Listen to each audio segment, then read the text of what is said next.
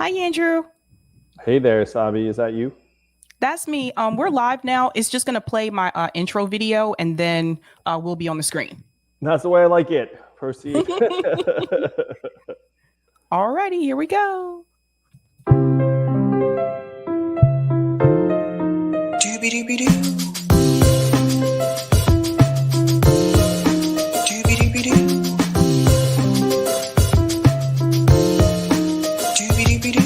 I'm your host, sabrinasalvati.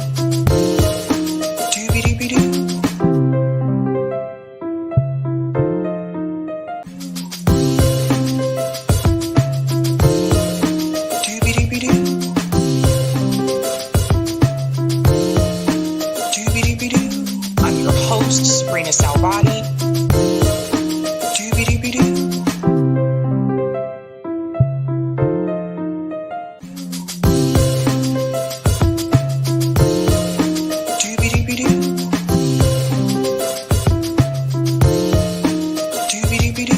I'm your host, sabrinasalvati.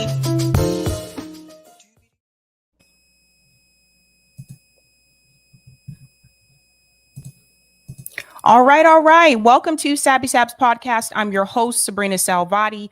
My special guest tonight is Andrew Yang. He was a Democrat presidential candidate in 2020 and a Democrat candidate for NYC mayor in 2021.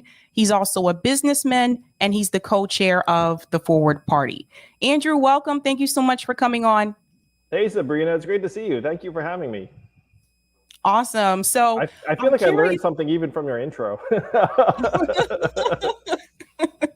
I'm curious about your experience running for office. So I know you ran as a presidential candidate and as a mayor candidate as well. What were some of the challenges that you faced in both of those races?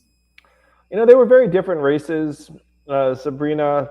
I wrote about the presidential in some detail in my book that came out, which I should send you a copy of because I don't know if I did that.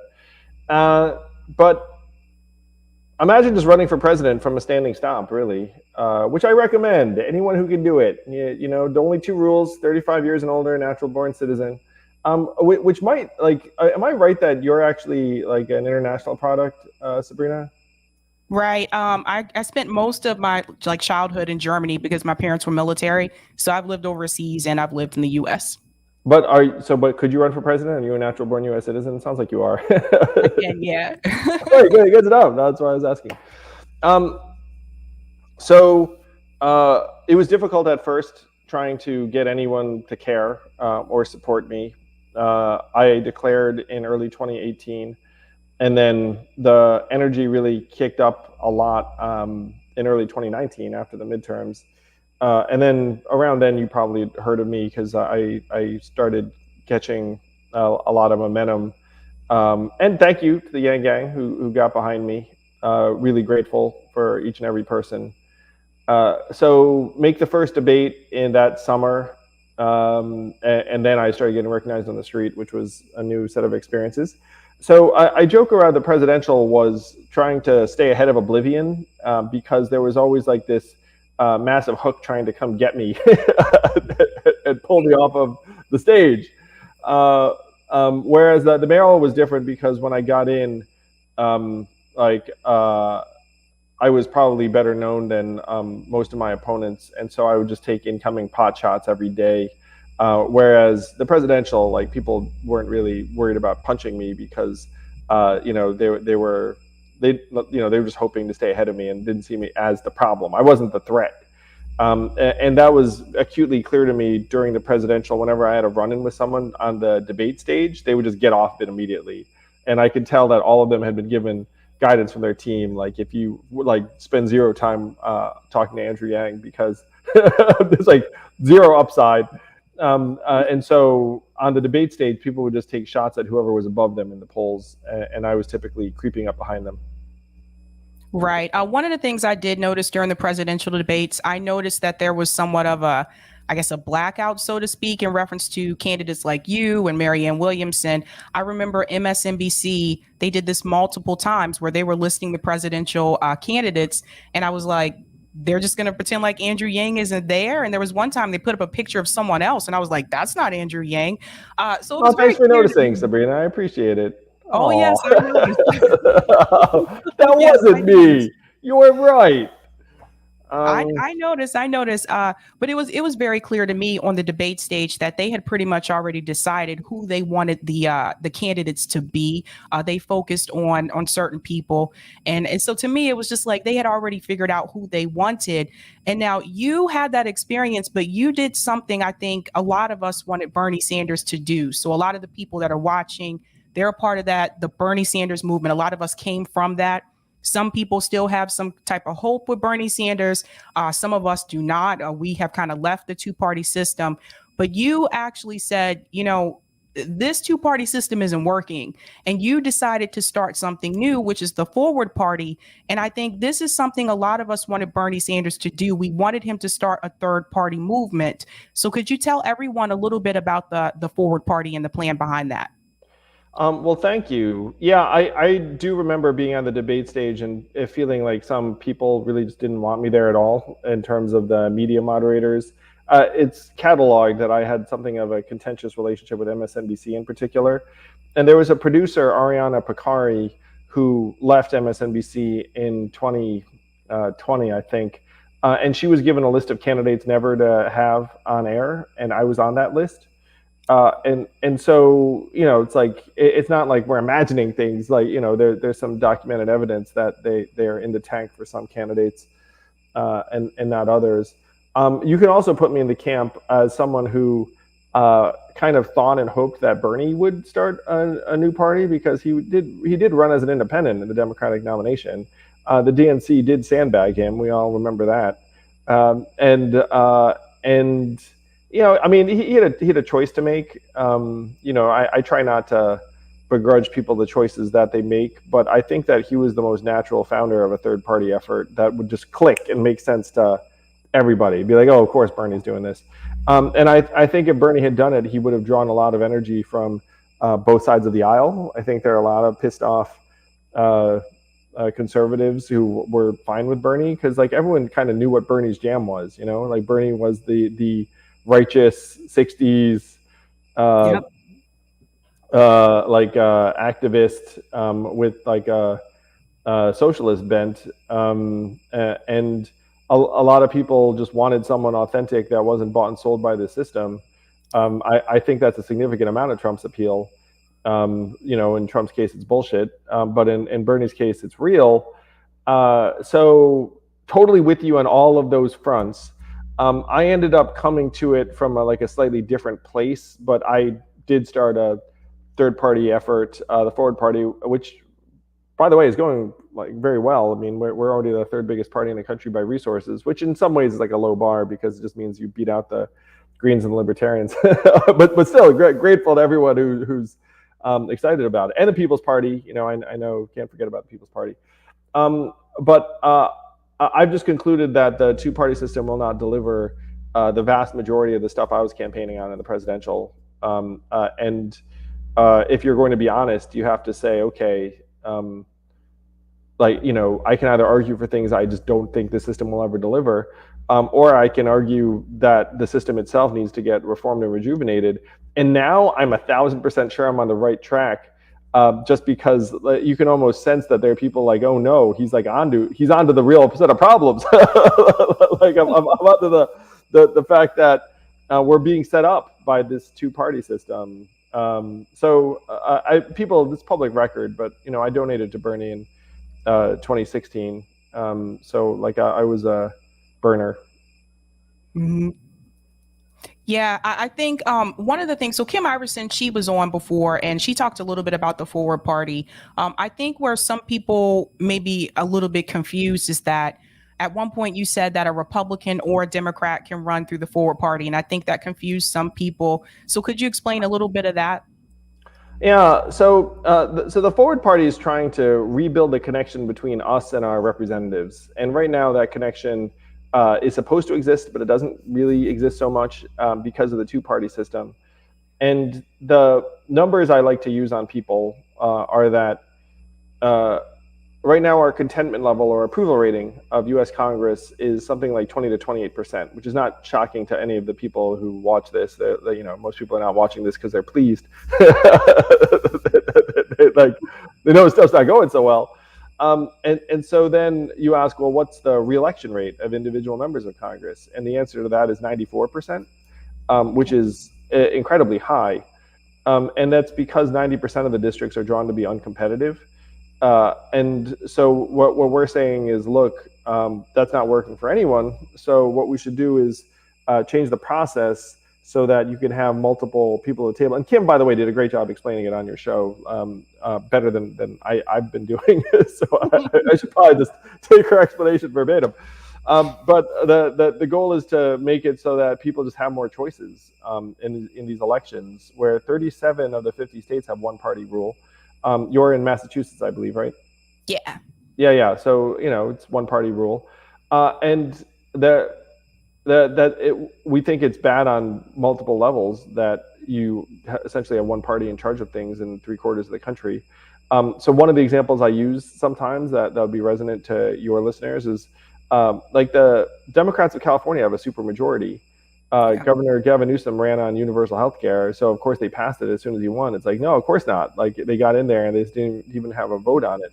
So if you only have one party that controls everything, then, you know, there's not meaningful competition. And I know that there's a vision to try and to create competition within the Democratic Party.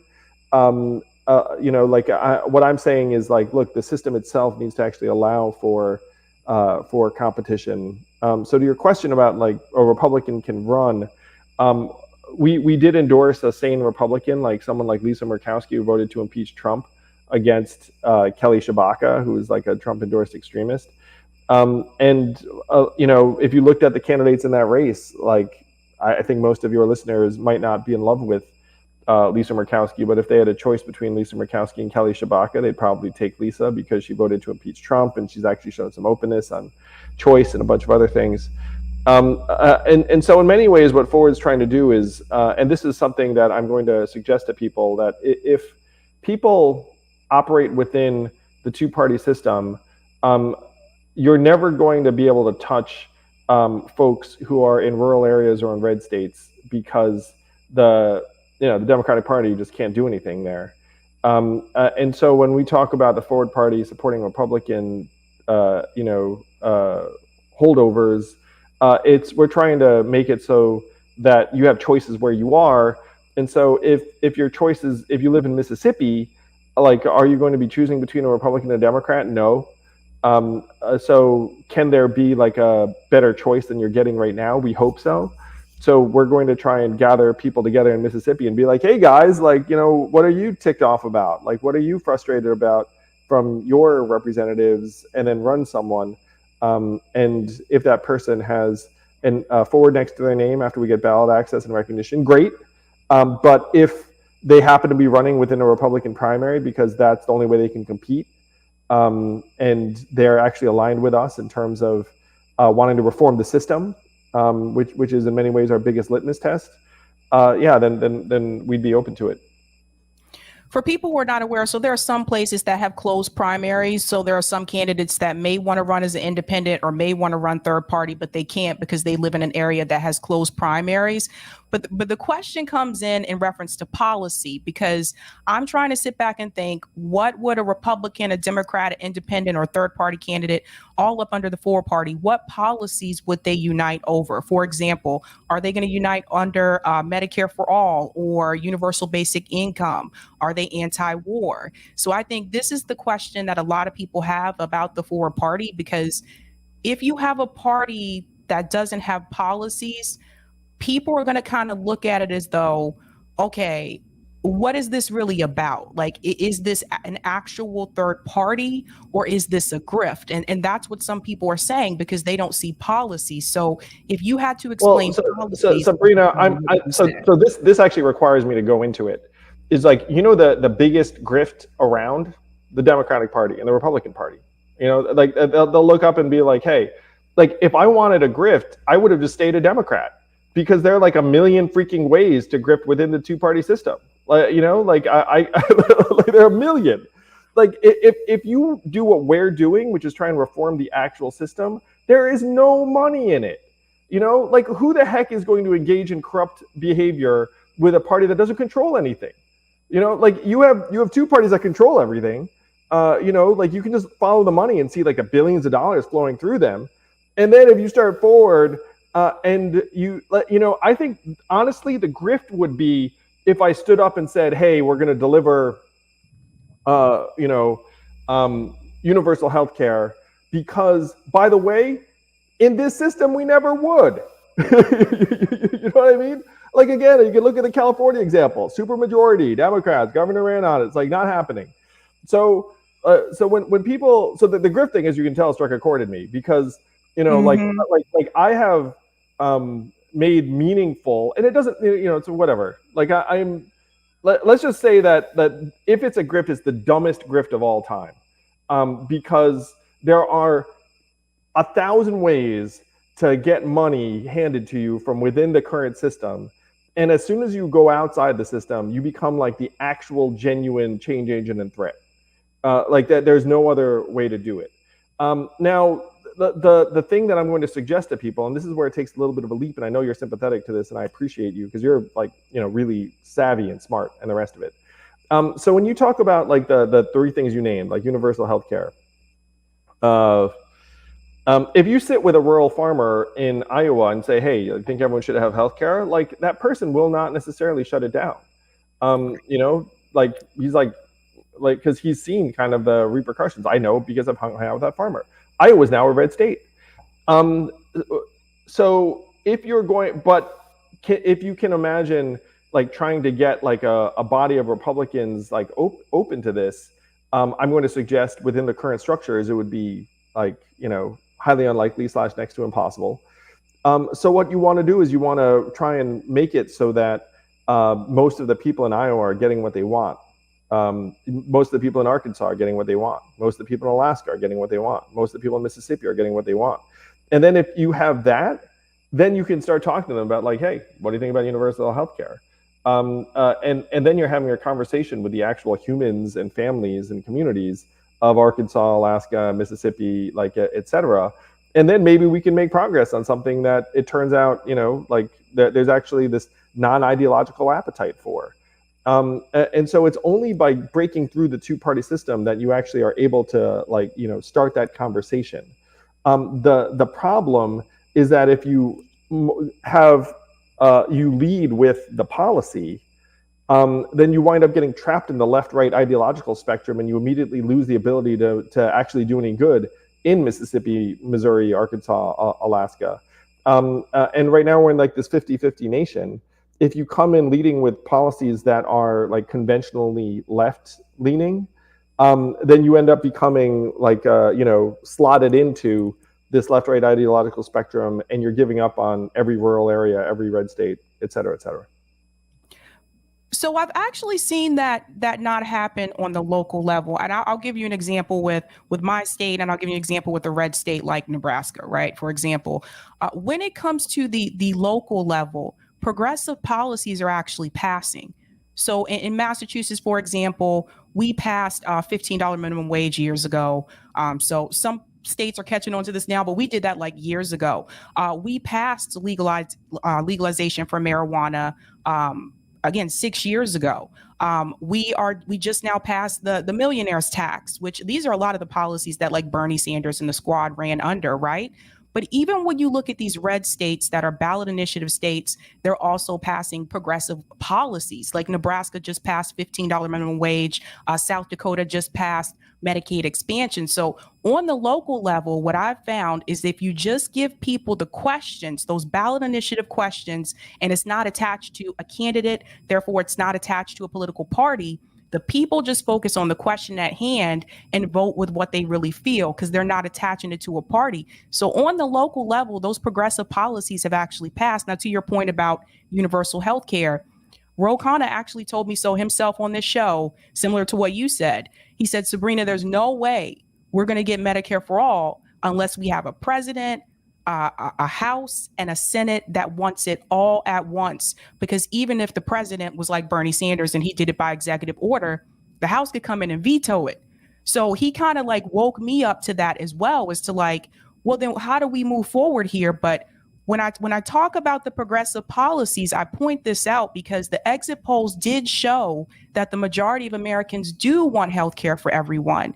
And so for people like us, like those of us coming from that Bernie Sanders movement, where do we go in reference to a third party? Because if I look at Forward Party and I don't see that there's policies, well, then I don't really know Well, what this is. I think this really is the conversation I want to have with you. So first, let me say, like, I 1,000% agree that if you actually get the proposal in front of Nebraskans or South Dakotans or whatever, they'll look at it and be like, oh, I mean, we just campaigned for a ballot initiative in Nevada that does away with party primaries and lets anyone vote for anyone. By the way, both parties were against it, and it passed 52-48. So those people who think we're trapped, it's like, look, you get enough Nevadans fired up about it, they're like, yeah. And I was in Nevada campaigning for it, and the average Nevadan was like, just means that anyone can vote for anyone. Like, I'm for it. And the independent was like, yeah, I can actually vote in the primary. So you're in that environment where you again have anyone able to vote for anything. Then you can see some really interesting developments, like the way you're describing in Nebraska or other places. Which, by the way, those ballot initiatives, I'm sure it was like a lot of blood, sweat, and tears making them happen, because like these things aren't easy. And the major thing that we'd want to help, and this is something. And this is based upon my actually going through the system and trying to figure it out, Sabrina. And this is my best conclusion. So intelligent people can disagree with my conclusion, but but just I'll tell you what the conclusion is. Is that so? Let's say that you want really good things to happen for people, and you articulate those good things as universal health care and a couple of other measures. And you're looking at the country writ large, and then you're saying, you know what, we need a third party, which, by the way, we totally do. I sense that you're very open to it, but 74% of folks who are left-leaning think we do. 62% of the general population does. I mean, like, it's the average person thinks that we need a third party. So here's the game that they'll play, and our answer, you can disagree with it, whatever, is that people mean different things when they say we need a third party. Like, what you're saying is like, you know what I'd love? A third party that like is for these three things. Then I'd be like, yeah, I'd get into it. Then you talk to someone who's in Arkansas or Mississippi or whatever, like they think something else when they think third party. Like maybe they think term limits and anti-corruption and some other things. Like, who knows? That we all have like a different configuration of what we want that third party to be running around banging the drum about. But the game that the two-party system will play is the two-party system will say, see, like, these people are for this, and thus you must shun and hate them. And whatever we chose on any of like the litmus test issues, like that's the game they'd play. And so what we're saying is like, hey, you want a third party? You want a third party? Like, and this is as someone who's actually dug into the rules, and you sound like you dug into the rules too. It's like, what they'll do is they'll slice and dice us so that, and by the way, I think this happened to the People's Party. So I can use them as an example. And where the People's Party stood up and said, hey, wherefore, like, XYZ, various progressive things, they attracted the people that are naturally attracted to that. And then they got pigeonholed and like stuck in a particular place. They weren't, as far as I can tell, they weren't able to get ballot access, which, by the way, is like an extraordinary organizational lift. You need like, tens of thousands of man and woman hours, some money, some legal resources, and then you need to do that 50 different times in different places. If you had to throw a dollar value on it, it's like, probably 8 figures or something like that. So then the People's Party said, hey, we're for these things. And then they never got past like a certain stage because it turns out that this is a massive organization building challenge if you're going to actually like try and get on the ballot in all these different places. So the choice we made was to say, look, we are for free people, thriving communities, and a vibrant democracy. And the policy stuff, like the approach to healthcare, the approach to different things, like we can hash out after we've actually made a fair system that enables the people to vote how they want and to be able to have a seat at the table. And my argument to folks who are on the traditional left is to say, look, you don't have to agree with me or disagree with me on anything except that we need a better voting system that enables you to vote for whomever you want, and that there are new entrants that can come in that are not bought and sold. Now, if we have our way, and this is the Kim Iverson argument, if we have our way, let's say the Forward Party is like this massive success, and then we come in and then we open the system up, you could just turn around and then start a new party that's oriented around any idea you want, and it might actually have a chance to succeed in a way that it does not right now. Right now, you can't do it because there's no ballot access. You're going to get shut out. You're going to get suppressed in various ways. And it's a lost cause unless you've actually created a system that enables people to have a fair shot. So our argument is to go around the country and be like, don't you want a fair shot? Don't you want to have a real conversation? Don't you want to have your vote matter? And then gather together people who have different visions of what they want to accomplish at the policy level, to come in and say, look, I might not agree with my fellow Americans and everything, but I know that we deserve a voice, we deserve a shot. And then after you make that change, then we can sit down and hash out what the heck we want to do to make people's lives better. So this sounds more like an umbrella of sorts, where there could be different like fractions up under it. Very much so. And so this is one of the arguments I'm making is like I do not want to prescribe to the people in various states, like what the heck they want to see after they get to a point where they can make choices for themselves in, Nebraska or wherever. It's like we want to create the environment where people can decide after they have the choices, be like, okay, this is what I want to see. And the game that's being played against us right now, that I think the People's Party has fallen into, is like you have this like ideological spectrum, and they just want to slot you in the spectrum and then pat you on the head and be like, you know what, you're fucked. Because after you've essentially raised your hand and said like, hey, here's where I am, it's like, you're going to get your like sprinkling of followers and like modest resources, but you will not be able to make a change in this like, two-sided billion-dollar behemoth system. And I don't know if people sense this about me, but I'm actually like someone who like looks at the numbers and is like, okay, like how can I make this happen? Like how can I run for president? Okay, let me figure that out. How can I help change the system? This is what I've determined is the most effective way to change the system. My challenge to people who want to change the system is that you should be open to working with people that might not see eye to eye with you on like certain things. Because if you say like, look, I'm only going to work with people who are with me on like X, Y, and Z, you're too small. You don't have the money, you don't have the resources. You will maybe like, you'll be around people that agree with you on certain things, but it will not build a big enough coalition. So you mentioned MPP, and I'm glad you brought that up because I was going to go there. There were a lot of people that were really excited about moving for a People's Party when it first started, right? So it's been 5 years. They haven't run candidates even on the local level. Like you said, ballot access was a big issue that they ran into as well. But there have been other problems that have happened with MPP, as well as organizational structure issues and personality issues as well. And here's what I don't want to see. I don't want to see people, because like I said, a lot of people are hungry for another third party.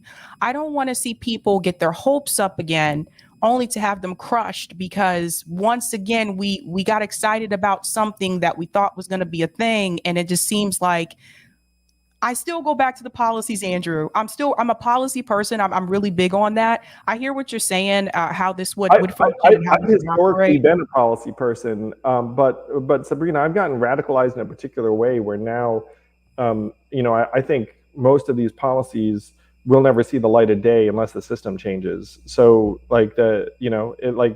and so to me now the challenge is like, okay, how can we actually change the system? But proceed, because it sounds like I'm about to learn something about the People's Party. Yeah, so there were a lot of issues with the People's Party. There were personality issues. There were accusations. There were complaints, and I'm not going to go into too much detail, but people have seen me talk about it before on the show with those involved as well. But when I'm talking about the policies, the reason why I take it back to that, there are a number of people in the United States right now that will not vote for anyone who is not supporting reparations. That is a big movement that's happening right now in the United States. There are a number of people that will not support a party or a candidate that does not support universal health care or does not support an increase in the minimum wage or these economic issues and social issues as well. But you can also say reparations is still an economic issue. So these are some of the problems that candidates running through this party may run into. And what do they say if they approach a group of people and someone in the crowd says, well, do you support reparations? Does this party support reparations? That's a big one. Yeah, so I'll describe a meeting I had with a group of ministers in West Chicago who are Black, and they don't think that the Democratic Party has necessarily been delivering for them and their community, and so they've become forward aligned. Now, I support a political system where we can actually have good things happen for people in a way that's not possible under the current system. And we're in many ways a successor to a third-party movement that was led by a Black woman named Lenora Fulani, where she was the first Black woman to get on the ballot in all 50 states as an independent in 1988. And in my mind, this system is not working for a lot of people. Certainly people of color have like a very strong claim to the fact that this system's not working for you, your families, your communities. That's what these ministers in West Chicago have concluded. And so we've come together to say, let's try and change that. Let's try and change the system. Now, if someone says to me like, hey, like, will this party be for X? My challenge to them is be like, well, it will be if you join and then make the case and get enough people on your side, because Andrew Yang's not defining what this party is for and not for. So like organize and become part of the party and let's figure it out, or like, let's change the system. And then you can make your case to, people around the country. But if you set that up as a threshold, in the beginning, you're just playing into their hands. When I say their hands, I mean the two parties' hands, where they're just like, they're being like, we're untouchable. Can't touch us, need $1 billion. You're fucked. And like that's going to continue until we're willing to make common cause with people who are at least open-minded enough to say like, you know what, like I'm not going to like necessarily run around like, having concluded what the best answers are. But I respect your humanity. Like I love my fellow Americans. And after we make these changes, I'm willing to sit and listen to anyone's solution that's going to help move them and theirs forward. In many ways, Sabrina, what I'm arguing is that this is practical. There are some people that will be turned off by practicality. I'm very much turned on by practicality, like, in the sense of, it's like, but believe it or not, I actually want to see the shit that I campaigned on happen in real life. And then I've concluded this is the best way to make it happen. So it's what I'm doing.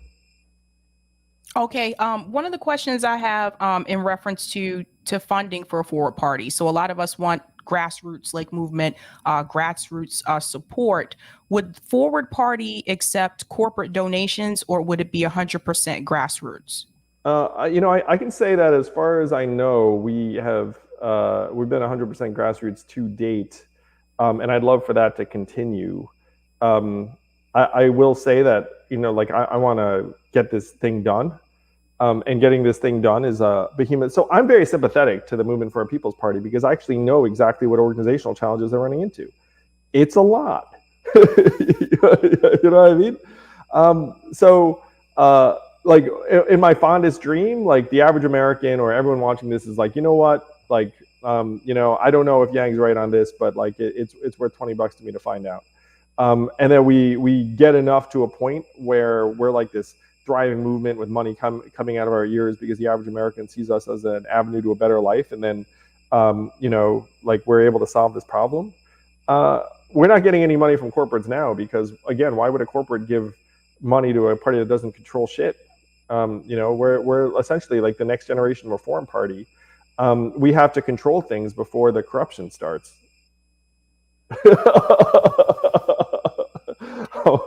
Well, one of the things I was wondering too, and this is not just, I didn't just ask you this question. I just let you know, like I asked Jesse Ventura the same question, so I'm going to ask you as well.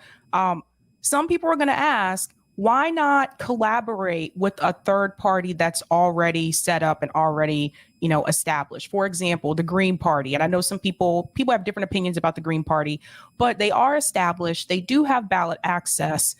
They have one on the local level, not on the national level. Why not try to collaborate with them?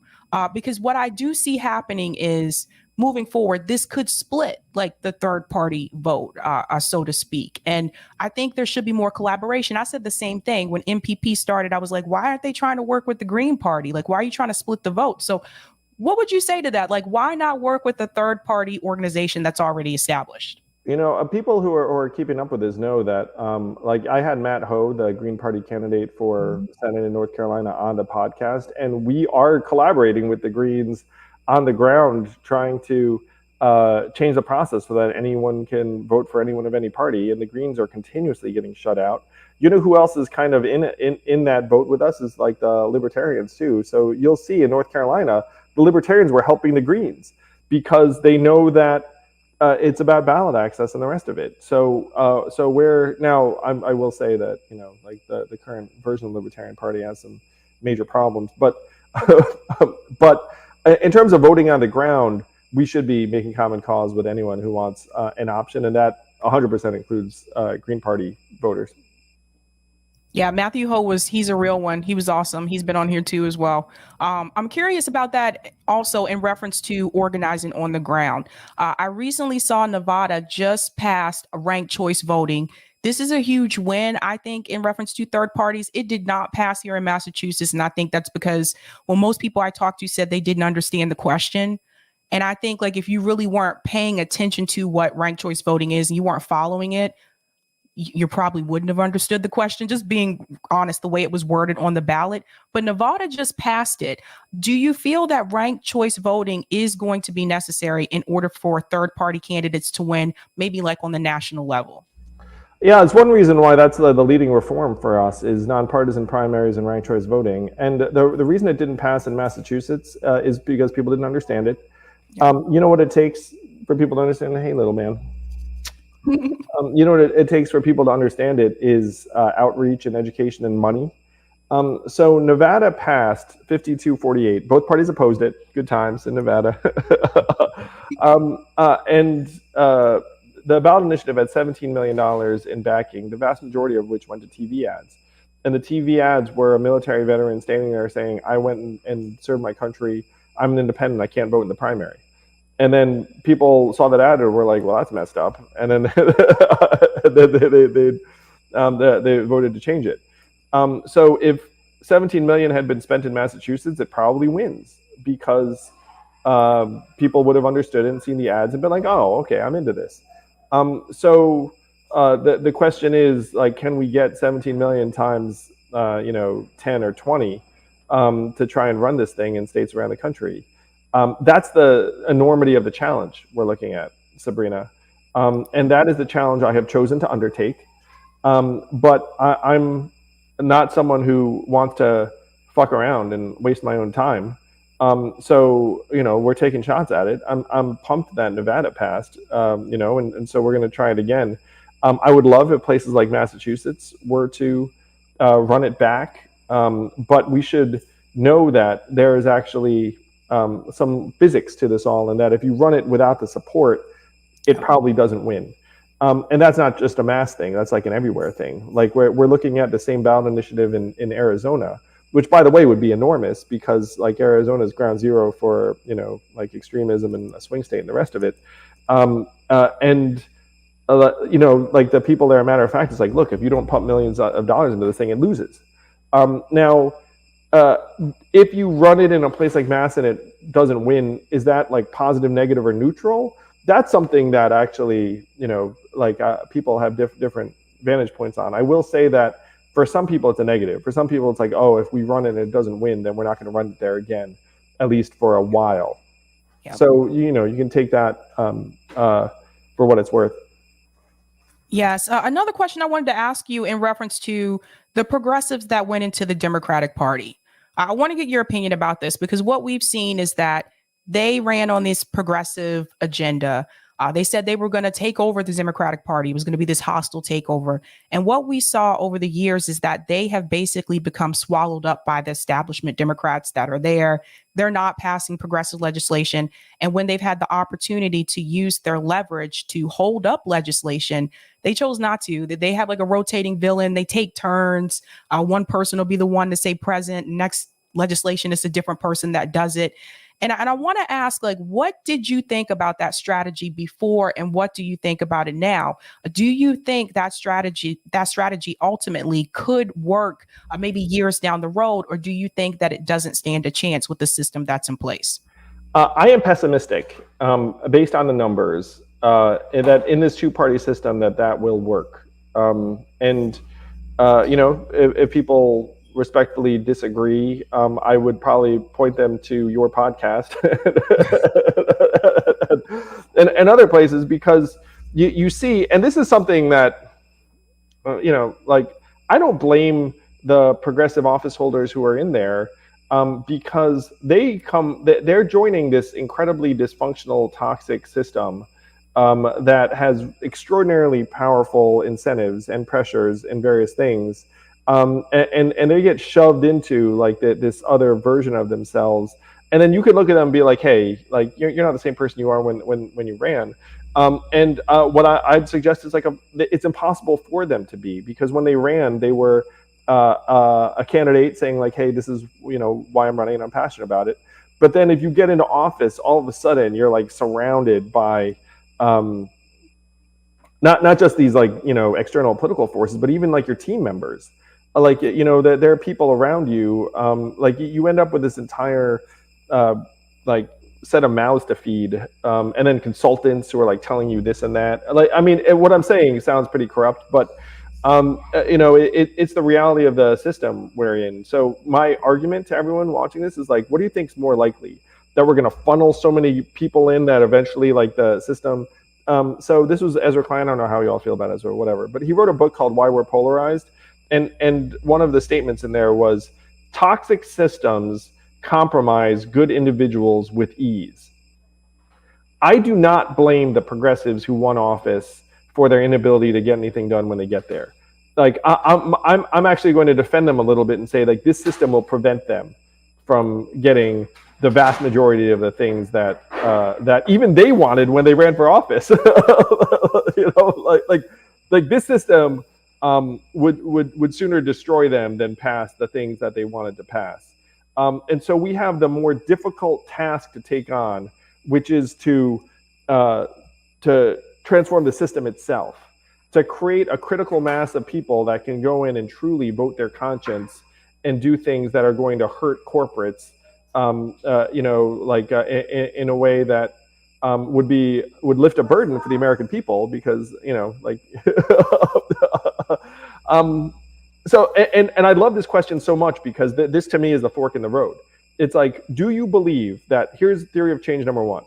Hey, if we just keep supporting progressive candidates, they're going to get the Democratic Party, and then they're going to get such power within the Democratic Party that they're going to make all these good things happen. By the way, assuming the Democratic Party is able to control presidency, Senate, and the White House, even though it and if you look at the map in 2024, they'd have to win probably Montana and West Virginia in a Senate race, which is going to be ridiculously hard.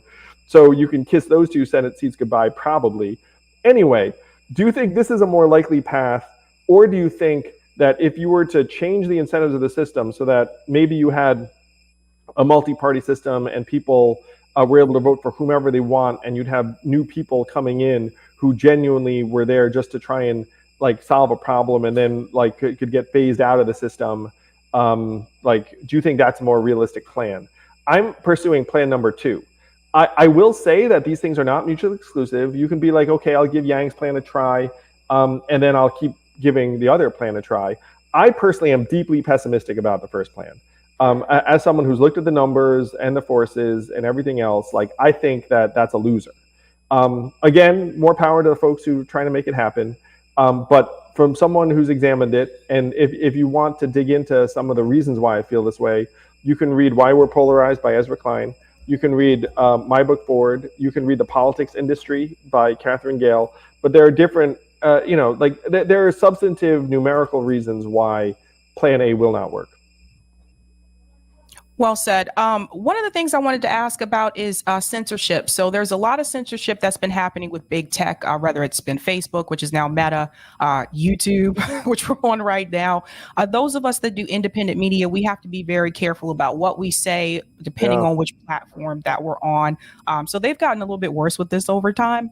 But I want to get your opinion about this, like censorship in reference to journalism and media. And I asked this because recently I was in DC for a rally for Julian Assange, who obviously, as you know, is still imprisoned at this time. I look at Julian Assange as someone who is a journalist. I don't like when people call him a hacker because that's not true. So here's someone who was an independent journalist who is in prison because of basically revealing the truth. And I want to get your opinion about that. How do you feel about that? Because I would like to have a president that is willing to pardon Julian Assange. It's going to be a hot button issue for the time, and especially as we're seeing what's happening with Twitter and various social media platforms and other things. If you're asking me specifically about Assange, I don't think I frankly took a firm perspective on Assange when I was running for office. I think that people who are genuine whistleblowers and folks who divulge back to the public generally should not have their lives ruined as a result of that bravery. I will say the fact patterns around Assange, it's not as clear to me that he's like a whistleblower in that conventional sense, is just a perspective. But generally speaking, folks who make things known to the public for the right reasons and take risk to do so, I think deserve more credit and not to have their lives destroyed. Agreed. Because it's not just happening with that particular issue. I know content creators that have been deplatformed because of their stances. I thought that's where you were going, Sabrina, honestly, when you opened up, where you were like, look, because, so let me say first, it's extraordinarily difficult to make a living in this, independent media landscape and the rest of it. And it's even harder when they just freaking change the algorithms on you and the rest of it. And you know who this ends up, by the way, reinforcing power to? It's like traditional media actors, where you look at cable news, and this is something I try and unpack in my book. But like the average cable news viewer for Fox is around 65 years old. MSNBC, it's around the same age. CNN was around 58. And which is, by the way, why CNN went so hard on CNN Plus, is because they were trying to get a new demo. For your viewers, I'm sure it's like literally decades younger.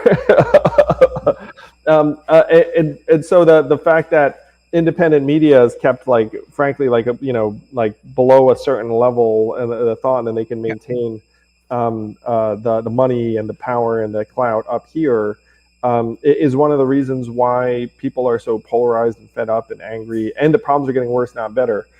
So more power. It's one reason I'm here tonight, is just more power to you and independent creators who are, doing positive things and trying to make a living in an environment that's really, really set up to make it hard. Another question I had in reference to money in politics and the progressives as well. So we've seen this happen twice with Nina Turner. Both races, big money came in And they're saying that's the reason why she did not win like her elections. It's been happening more so often. It's not new, but it's been happening more so often, especially with the recent progressives that were running as well. Now, someone like her, she was able to fight that off and still win, right? But the reality is the number of progressive candidates that ran this year was a lot more than it was in 2018, a lot more than it was in 2020, and more should have gotten in if I'm just looking at the numbers, but big money stopped them. How do you feel about that, about corporate money coming into electoral politics? Because the group that came in and stopped those progressives was AIPAC.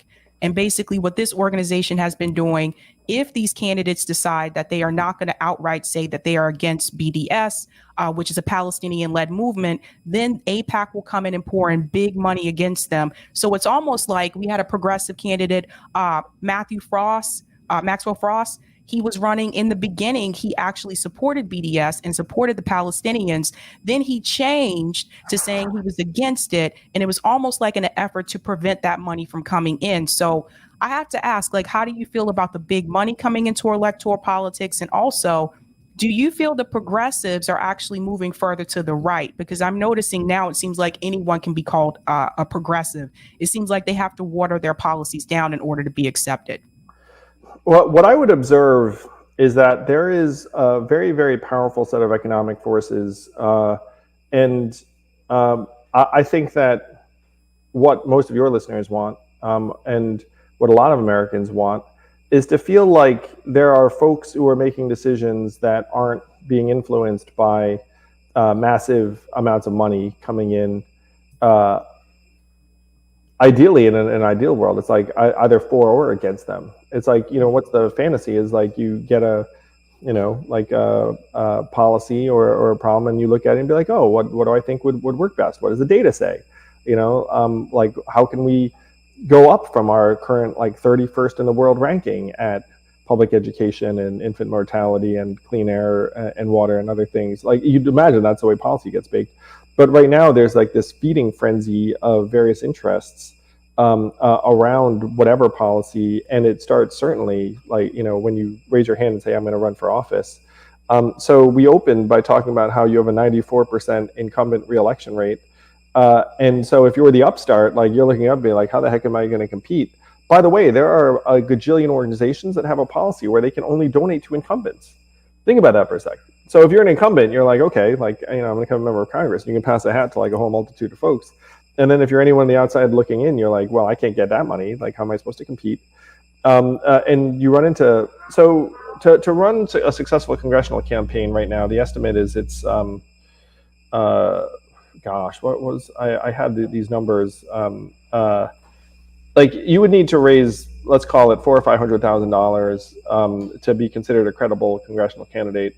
And then the average winning candidate, I think, was something like $3 million. So, who can raise that? And does this affect policy? Sure. And this is why I'm so pessimistic about the ability of this particular system to deliver, because you just get tied up by money essentially immediately. The question is, how can you actually, again, rebuild a connection between people, families, and communities, and then leaders who are free of all of this influence? Am I for overturning Citizens United? Yes. Am I for trying to get money out of politics in different ways? Yes. We've got a lot of, there's so much money in it right now. And I am a numbers guy too. So as you can tell, I'm very somber when we talk about the various capital flows, because that's what we're up against. I'm going to miss, not to get morbid, Bernie really is such a singular figure because he's from an era where this stuff wasn't as true. Right. I have two more questions for you in reference to foreign policy. Obviously, there's the conflict now with Russia and Ukraine. We're seeing billions and billions of dollars go out the door. It seems like every 2 weeks or every month to Ukraine. And at the same time, people here, they say we don't have the money to take care of people here. It's like they don't want to give everybody health care, but we're seeing all this money just go out to the door to Ukraine. And that includes health care that's in those packages as well.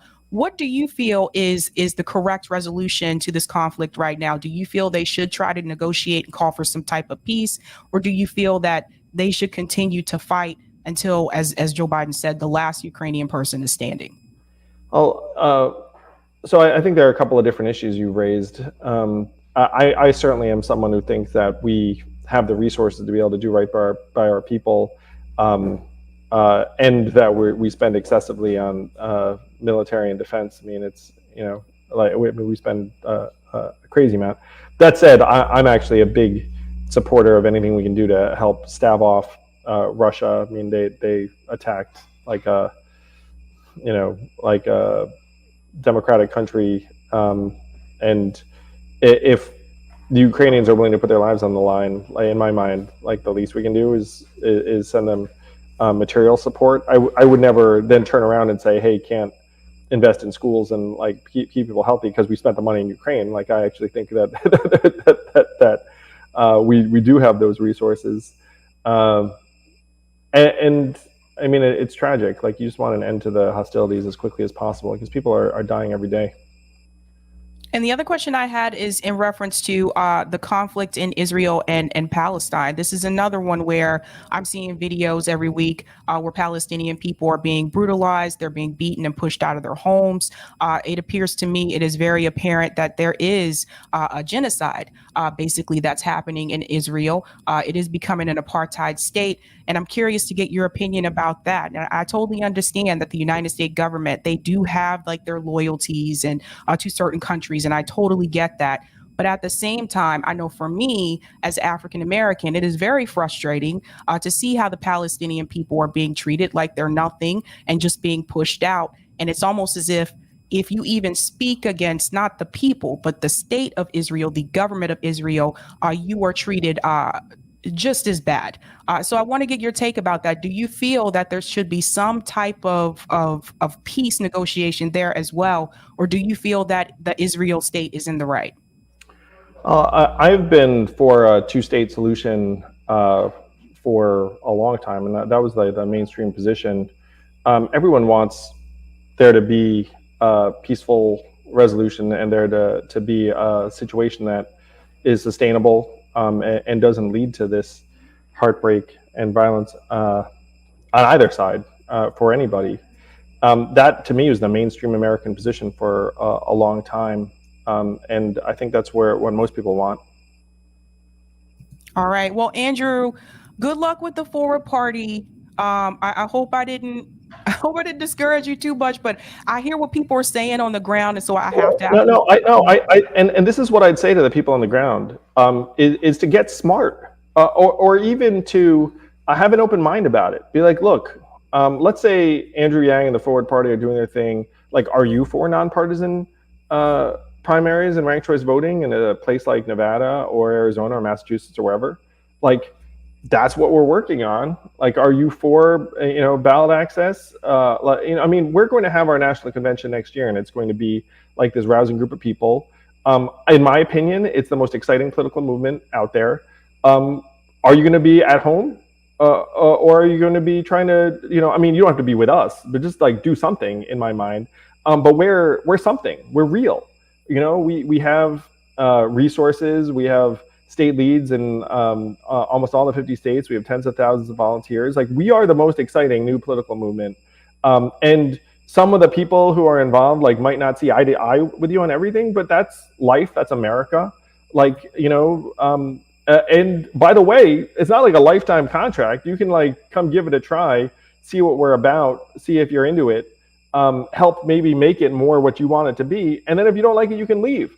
Or after we accomplish the goals, and we create a truly open system where you can actually, have new points of view genuinely emerge and get to the table, you can leave then. That's actually the smartest thing that someone could do. And there are people who are on the left that are looking at it in this way, is like, look, I want a new party. Forward Party is the best chance for there to be a new party. I'm going to sign up. And then when we're in an environment where people can actually create new parties, I'm going to leave and start my own party. That is actually the smartest thing you can do. You know what's not smart? Oh, I'm going to wait until my the party that has my half a dozen ideal policies comes along And until then, I'm just going to rail against like the status quo. I'm going to suggest that's not very smart. I mean, there are people in the Forward Party who want all sorts of different things. But the thing we have in common is that we just want good things for people, families, and communities. We want a democracy that works. Let's make it happen. All right, Andrew, thank you so much for coming on. And like I said, good luck. Thank you, Sabrina. Have a great night. Happy Thanksgiving. Happy holidays, everybody. Thanks, you too. Bye. All right, guys. If you are just joining, we just finished the discussion there with Andrew Yang. I am going to go through some of the comments here, and then I'm going to also show the thumbnail, tell you what we're going to be talking about tonight. We got 3 news stories we want to cover, and also give shout out to patrons as well. Actually, let's go ahead and shout out patrons now. Thank you to everyone who is a Sabby patron. Thank you guys so much for your support.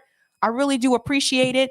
If you're interested in being a Sabby patron, I have 5 categories: members, Sabbies, Sabsters, Sabinators, and of course, the ultimate. All of their names are listed here. And you can also see their names scrolling across the bottom of the screen there as well on the ticker. Thank you guys. Really do appreciate it. Whoopity woo. All right. All right. Now, let's go ahead and get to some of the comments here, and then I'll go ahead and bring up the thumbnail. Thank you for the super chat, Larez. Yang, text for showing up here. Oh, I think you mean thanks. Sorry. I'm not good with these abbreviations, you guys. Yang, thanks for showing up here. You support reparations, ? We did talk about that. Delthea, Alex Paul started a party that had one policy goal: women's suffrage. Yang could just say our policy is election reform, but he hasn't, and that's a problem. JB Font, so what concrete things is Forward Party doing open up the way for more parties? What attempts to get money out of politics are being done? And thank you for the super chat, Delthea. You can form a political party that is one issue, win the issue, and then dissolve the party. What this country does not need is another institutionalized political party. Thank you for the super chat, Larez. Yang, UBI still, Assange, defund the police, student loan, ? Thank you for the super chat, Roger. The open source code policy, make of it what you want. Thank you for the super chat, Lazy Quackhole, dur. And thank you for the super chat, also Lazy Quackhole. That name, boy, I tell you, the days of antagonizing the masses is over, B. Thank you for the super chat, Nubian. Tell him to stop laughing and to be serious, please. Oh, dear gosh, you guys are brutal tonight. Kitty Films, thank you for that interview. Wow, Yang is a hot mess. I want nothing to do with that. Oh, Kitty Films. And I'll go ahead and take the comment on Rockfin, Eric. All right. Thank you for the tip on Rockfin, Roger. He said Ezra Klein wrote a book as to why we are so polarized. I could have saved a lot of ink and paper and saved a lot of trees with one single answer, because we have political parties. The end. Did he say Microsoft National Broadcast Communications, MSNBC, is 58 years old? No, MSNBC and Fox News came about in 1996. NBC has been around longer, and Fox TV 86. Fox News used the white outrage of OJ to propel them. I forgot about that. Thank you. And thank you so much for the super sticker, Pedal Girl. What is going on? Thank you so much for that. I'm going to go ahead and get to my thumbnail here, which I have seemed to lose somehow. I don't know what happened to that. It was here 1 minute and then just disappeared. And is it back? Okay, it's back now. That was random. Okay, what are we talking about tonight, ladies and gentlemen? Let's go ahead and get into it. I'm going to go ahead and share my screen here. Let's take a look at the thumbnail. All right, tonight we are discussing, of course, Andrew Yang was just here. We're also going to discuss Cenk Uygur warning. What is Cenk saying about Hakeem Jeffries? And believe it or not, I actually agree with Cenk on something for once here. We're also going to discuss the Philly DA alert. That is a huge story. And of course, if you have not heard about this yet, Club Q shooting, another tragedy here in the United States with mass shootings. I don't know when that is going to end. And I honestly, to be honest with you guys, I don't know how to stop it. Like, I really don't. But we'll get into that a little bit later. Let's go ahead and get into this story here about the Philly DA. Now, DA Larry Krasner is under a lot of heat and pressure right now. I don't know if you guys have heard about this story, but it is huge. Now, he is supposed to be more of a progressive DA, so to speak. He is one of those people that did feel that criminals do deserve a second chance. Well, now he is in the hot seat by the GOP in Philly. Let's take a look at this. This is a huge story. PA House votes 107 to 85 to impeach Philly DA Larry Krasner. Senate will hold trial. So this is freaking huge. We're going to do the article first, and then I'm going to show you the video clip. So this is Larry Krasner here. Wait till you hear why they want to impeach him. The Pennsylvania House voted 107 to 85 on Wednesday to send articles of impeachment to state Senate, alleging that Philadelphia District Attorney Larry Krasner engaged in misconduct in office and obstructed a House committee investigation. Let's go on. Senate Majority Leader Ward R. Westmoreland, who was elected interim president pro tempore on Tuesday, told reporters that the upper chamber would hold additional session days for an impeachment trial, adding that the Senate cannot ignore articles of impeachment from the House. The Senate's last scheduled session day was Tuesday. None of us can comment on the House vote because we are the judge and jury in the Senate. And that was coming from Westmoreland there, who declined for further comment. Ward did not say when the Senate could reconvene to conduct the trial. Krasner said in a statement that his impeachment was the first time the General Assembly voted to remove anyone from office because their ideas were unpopular. Now we got to get into the point where we talk about what exactly were his ideas. And if his ideas were not popular, then why did he win? People heavily supported him. Maybe his ideas were not popular with a certain group. Let's go on. Voters showed that they support his policies, including improving support for crime victims and survivors, scientific approaches to law enforcement, and investing to prevent violence before it happens. They have impeached me without presenting a single shred of evidence connecting our policies to any uptick in crime. We were never given the opportunity to defend our ideas and policies. Policies I would have been proud to explain. That Pennsylvania Republicans willfully avoided hearing the facts about my office is shameful. So they are accusing him of basically being too soft on crime. Like I said, he was one of those DAs who he's more progressive, and he did agree that, you know what, we need to give people more chances, especially those that are in jail for not harsh offenses, but those that are in there for minor infractions. He's like, yeah, let's just give them chances. Like, why are you keeping these people locked up? Now they're trying to say that his actions are responsible for the crime rate increasing in Philadelphia. So I'm going to show you those crime numbers in just a second, and we're going to make some correlations here, and I'm going to show you a video clip as well. But I want people to understand why they are trying to impeach him. Let's go on. The vote followed more than 2 hours of debate in which Democrats who opposed the measure along party lines characterized the impeachment as a misuse of the chamber's constitutional power that would set a harmful precedent for future legislatures. They suggested that the General Assembly was at fault for failing to combat the surge in crime Republicans attributed to Krasner's progressive criminal justice policies. which GOP lawmakers framed as a refusal to enforce the law of the Commonwealth. One Republican representative, Michael Piskarik of Allegheny County, voted against the impeachment. So there was one Republican who voted against it. It is sad that in a lame duck session, we are using the extraordinary power we have with such disregard. If we want to have a serious conversation, if we really want to set the precedent that the standard for being impeached is this amorphous dereliction of duty, then I would ask us to pick up a mirror and ask, do we think it's dereliction of our duty?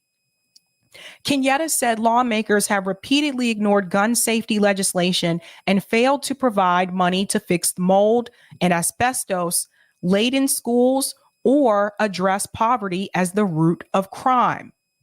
This piece right here, address poverty of the root of crime. This is what we're going to get into when I show you the clip, because I understand they have to address the crime rates. And I told you guys on the national level, nationally, crime is decreasing. But this is in reference to Philly. Because what I did notice, though, and every time they bring this up, they never talk about the poverty issue. And that is important to discuss, especially considering that we are in this time, 3 years of this pandemic. So you have to pay attention to the numbers and what was happening economically at that time. That is very much important here. Should you be impeached for the votes that I've seen taken on this floor that take food literally out of the mouths of the most vulnerable people in our communities, especially in cities? Now that's coming from Kenyatta, and I agree there.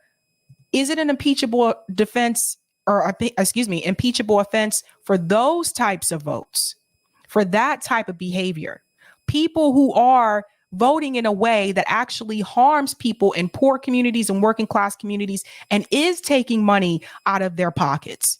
Should those politicians in Philly be impeached? Let's go on. During the floor debate, Republican lawmakers read headlines about shootings and robberies in Philadelphia and recounted anecdotes about family and constituents who live in or visit the city, framing the impeachment as a measure of relief for residents living in fear. If any of you are in the chat and you live in Philly or you have lived in Philly, please let me know. Okay, I see something from Jonathan.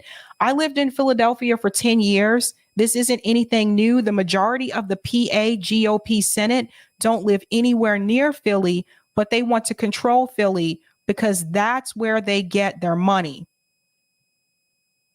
Interesting. Thank you so much for that, Jonathan. Let's go on here. New gun laws are not going to get the district attorney off his butt in Philadelphia and protect the people that elected him into office. You can put 1,000 laws there, and he is not going to do it. I'm just dumbfounded that we'd even go down that route. Now, that's coming from House Majority Leader Carrie Benninghoff. Impeachment is rarely used power granted by the state constitution to the House. It has voted to impeach 10 times, and the Senate has convicted only 3 elected officials in Pennsylvania's history. Representative Joseph Hohenstein, Democrat, Philadelphia, said, the person most recently convicted in an impeachment trial was the state Supreme Court Justice Rolf Larson, who was found to have improperly discussed cases before the court. He had previously been convicted of conspiring to illegally obtain prescription drugs. Before Larson, the last impeachment was the mid-1800s. So let's see. I want to show you, because Case Study QB was actually able to get a clip of this. I want to show you how CNN discusses this. So let's go ahead and play this clip here from Case Study QB, also discussing the impeachment of the DA in Philly.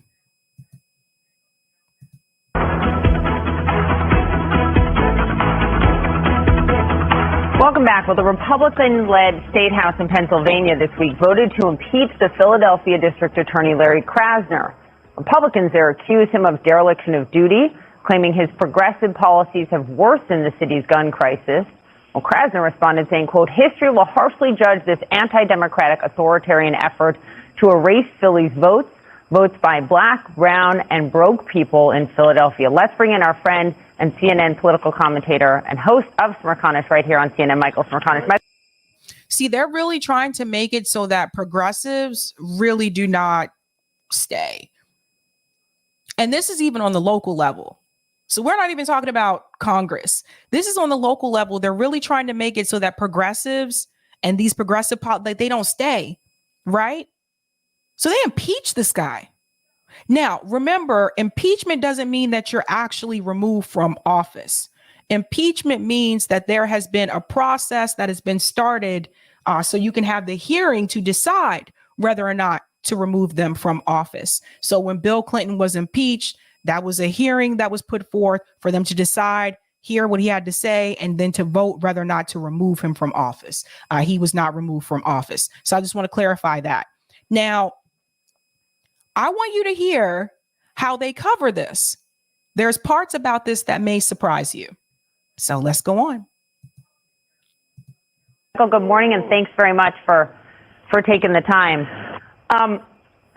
When I think about what's going on here in Philadelphia, I think about what Robert Jackson, the former U.S. Attorney General, said back in the 40s about prosecutors. He said the prosecutor has more control over life, liberty, and reputation than any person in America. And that power is often unchecked. But this is what Larry Krasner ran on. This is what he told voters he would do, and they voted him in. I could never vote for Larry Krasner. If I still lived in the city of Philadelphia, I think he's soft on crime. And I think that he bears some responsibility, not all responsibility, but some responsibility for the revolving door of perps who are let out and commit more crimes. Having said that, I don't see the case for impeachment. I have to pause right there. So you'll notice even now, this is coming from Michael, and he's not progressive by any means. Okay. Michael is not progressive by any means necessary. Okay. I just want to throw that out there. Even Michael is saying he doesn't see room for impeachment. Even he is saying he doesn't agree with it. Now, I paused this here because I want you to look at these numbers, and let's screenshot this if we can. These are the homicide rates in Philadelphia, starting with 2018. In 2018, there were 294, 2019, 312, 2020, 435, 2021, 486, and 2022, 460.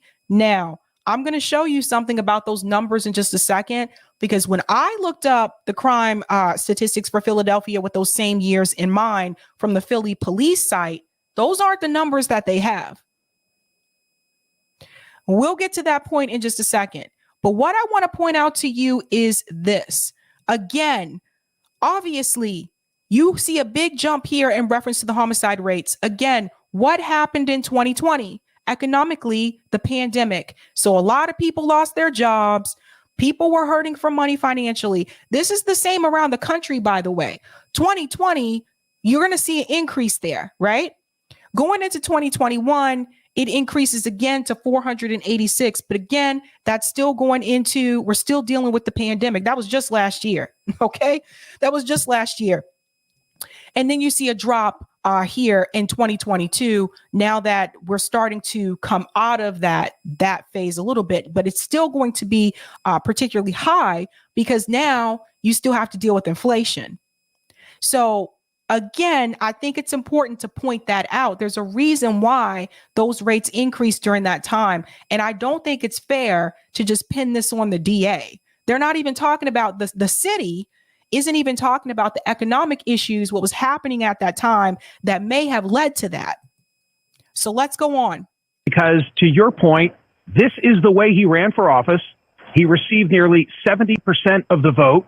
He was then reelected again with close to 70% of the vote. There's no corruption evident.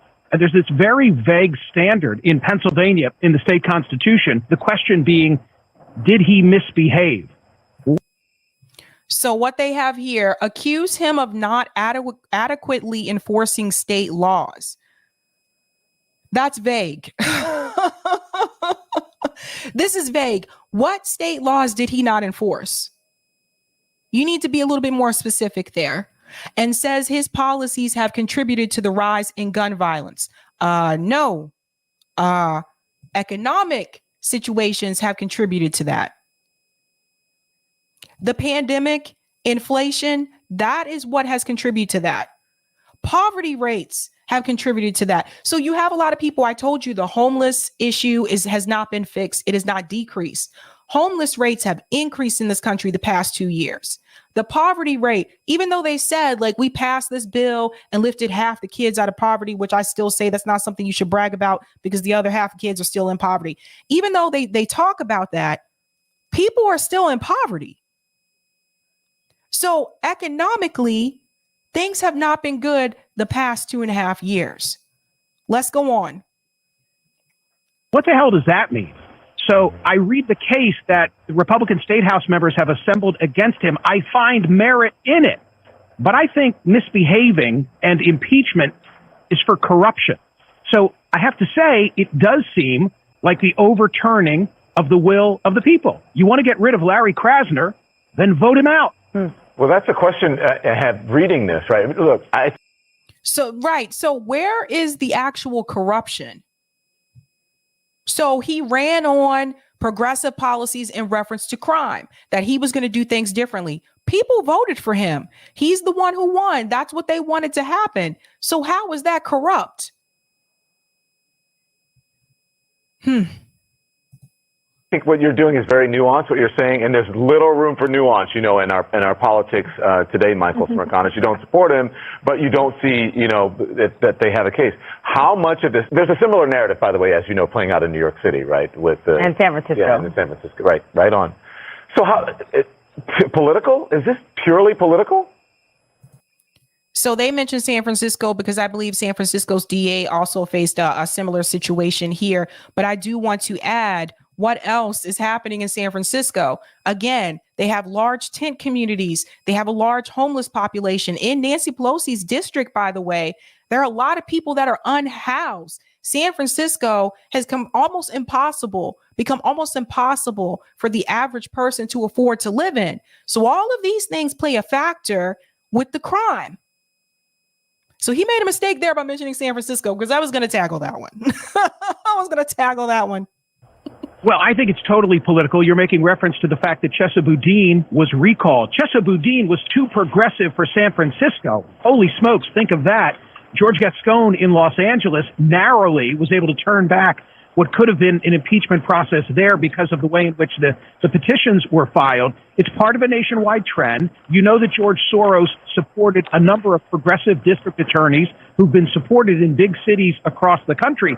And I'm at odds with the approach. There's this very glowing, 8-hour-long PBS special about Larry Krasner. I watched the whole thing. It was intended, I think, to make you sympathetic toward his perspective and his approach. It didn't work with me. But still, I say, elections have consequences. And when Did you guys notice that he mentioned George Soros there? George Soros is just giving everybody money, huh? George Soros's money turns up everywhere.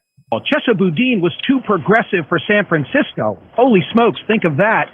George Gascon in Los Angeles narrowly was able to turn back what could have been an impeachment process there because of the way in which the petitions were filed. It's part of a nationwide trend. You know that George Soros supported a number of progressive district attorneys who've been supported in big cities across the country. And I'm at odds with the approach. There's this very glowing, 8-hour-long PBS special about Larry Krasner. I watched the whole thing. It was intended, I think, to make you sympathetic toward his perspective and his approach. It didn't work with me.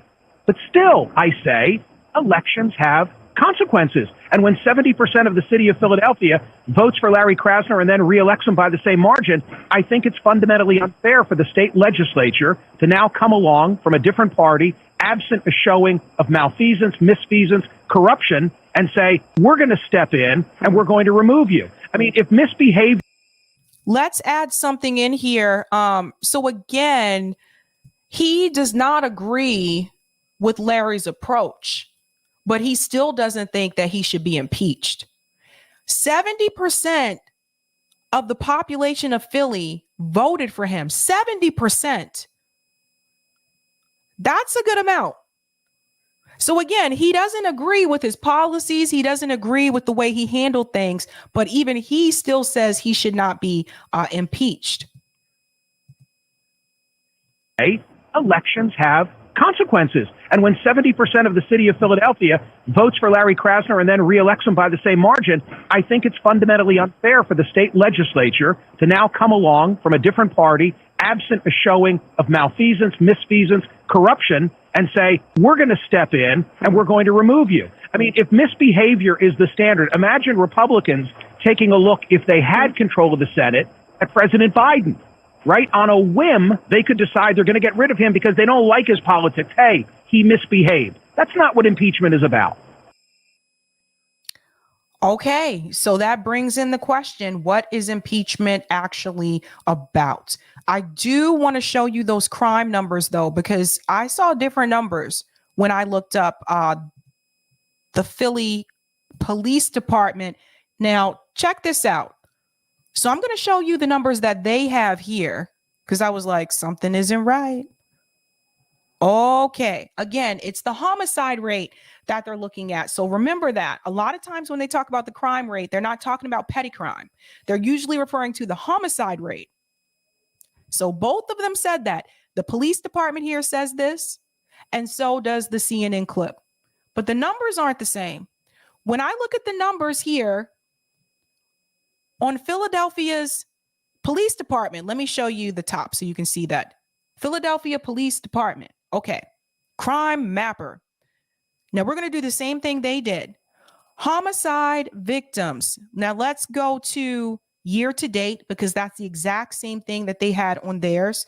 And we're going to go to 2018. And I wonder if I don't know why they make the numbers so dark so you guys can't see them. I don't like that. But this is 2018 right here. I'm going to have to pull this up in another window. 2018, 304. 2019, 316. 2020, 436. 2021, 495. And in 2022, as of November 20th, they have 464. So you see this little down arrow, down 6%. Down 6%. Why did they impeach him again? It's down. It's going down, right? So yes, like I said, there was that increase. It started to increase in 2020, which was bound to happen because of the economic situation with the pandemic, right? And that leads into 2021. Economically, still, people were still struggling. Now, 2022, we're still dealing with inflation, but things are starting to improve a little bit for people economically. So you see the crime rate is going down. So if the crime rate is now decreasing, why did they impeach him? To me, this just kind of feels like this is more political than it is about his job. But these numbers don't match. So those are the numbers on the Philly police site. We'll go ahead and put them in the chat here. So we'll remember them. Actually, so I'll remember them because I have to switch screens. 436, 495, and now 464. All right, let me star that. And now we're going to go back to that video and I'm just going to pull up that piece where they show me the numbers. So we'll get through Michael. Bye, Michael. Michael, just show me the numbers. I don't really want to hear you talk. Right there. Okay. Now, let me see those numbers I got in the chat. Okay. Michael's numbers, I don't know where they got these numbers from, but Michael's numbers are less than the numbers that are listed on the police department's website. So I don't know where they got these numbers from. 2018, let's put this here so we can look at our numbers. 2018, Michael has 294. The Philadelphia Police Department has 304. 2019, Michael has 312. The police department has 316. 2020, Michael has 435. The police department has 436. So that's not off by too much. 2021, 486. The police department has 495.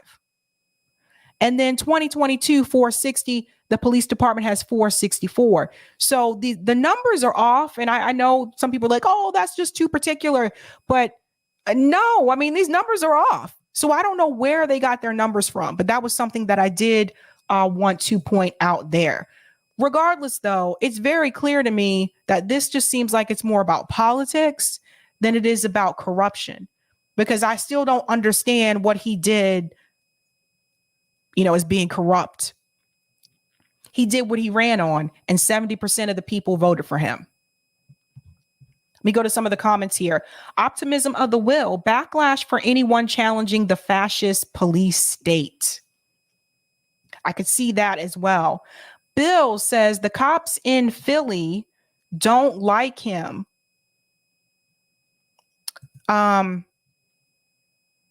Yeah, they both say year to date, Eric. They both said that.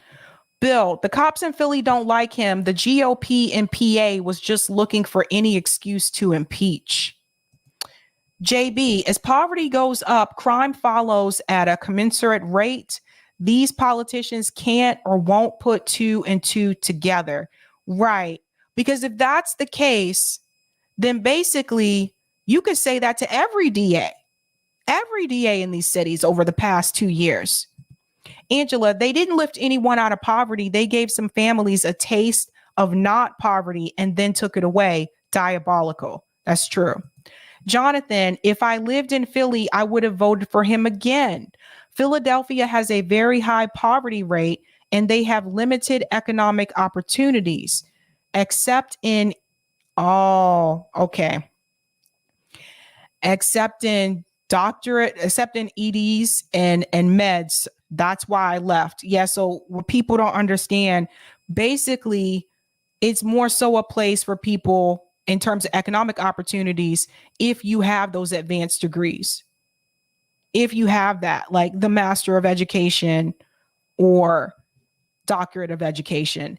And that's why that's interesting. I've only visited Philly. I've never lived there. But that's interesting to note, Jonathan. Well said. Thank you so much. I'll take those comments on Rockfin whenever you are ready with that, Eric. And then, yeah, that was really interesting to me. I don't know, man. I'm going to keep an eye on that story because I'm curious. I am curious. Thank you for the tip on Rockfin, Roger Meadows. Sab, earlier this year, I was on a Zoom call with Milk Toast Mite, put on by independentvoting.org. Him speaking as unidirectional, completely out of touch. So suburban, believe me, I know. I live out here among these milk toasters who are comfortable. Zeldin said he'd fire Manhattan DA Alvin Bragg if elected governor. Krasner? What? He'd fire Manhattan DA Alvin Bragg if elected governor. Oh, our Krasner. What I'd like to know is, was Larry investigating the donors? If so, that explained. That's a good question. I don't know. But to me, you have to give people more information than that. Like, you can't just say, well, the crime rate went up when he was in charge. And so, yeah, because of his progressive policy, so we're going to impeach him. That's not how impeachment works. I don't know, man. Very strange. Very odd. Okay, go ahead and hit that like button, guys. Smash that. Give me a Hulk smash. That helps me out with the algorithm there. And we're going to go into this next story. I'm not sure if everyone has heard about this yet. If you have not, you're going to hear about it now. But we have yet another mass shooting in the United States. Very unfortunate. And I don't really know what the answer is. I know that America is a very violent country, particularly with these types of shootings. Other countries don't have the number of mass shootings that we have in the United States. So let's go ahead and get into this story here. Gunman kills 5 at gay club, is subdued by patrons. Now, this took place in Colorado at Club Q. Unfortunately, we have another incident that has happened here where there's another LGBTQ club that has been attacked by mass shooting. This isn't the first time. I've seen this before. More recently, Club Pulse, that was in Florida. That was another situation. But let's go ahead and get into the story here. A 22-year-old gunman opened fire with a semi-automatic rifle inside a gay nightclub in Colorado Springs, killing 5 people and leaving 25 injured before he was subdued by heroic patrons and arrested by police who arrived within minutes, authorities said on Sunday. The suspect in the Saturday night shooting at Club Q used an AR-15 style semi-automatic weapon. A handgun and additional ammunition magazines also were recovered. Now, that's according to the official, who could not discuss details of the investigation publicly and spoke to the Associated Press on condition of being anonymous. Interesting. The attack ended when a patron grabbed a handgun from the suspect and hit him with it. Now, that's coming from the mayor of Colorado Springs. The person who hit the gunman had him pinned down when police arrived. Had that individual not intervened, this could have been exponentially more tragic. So I want to say something here for just a second. This is really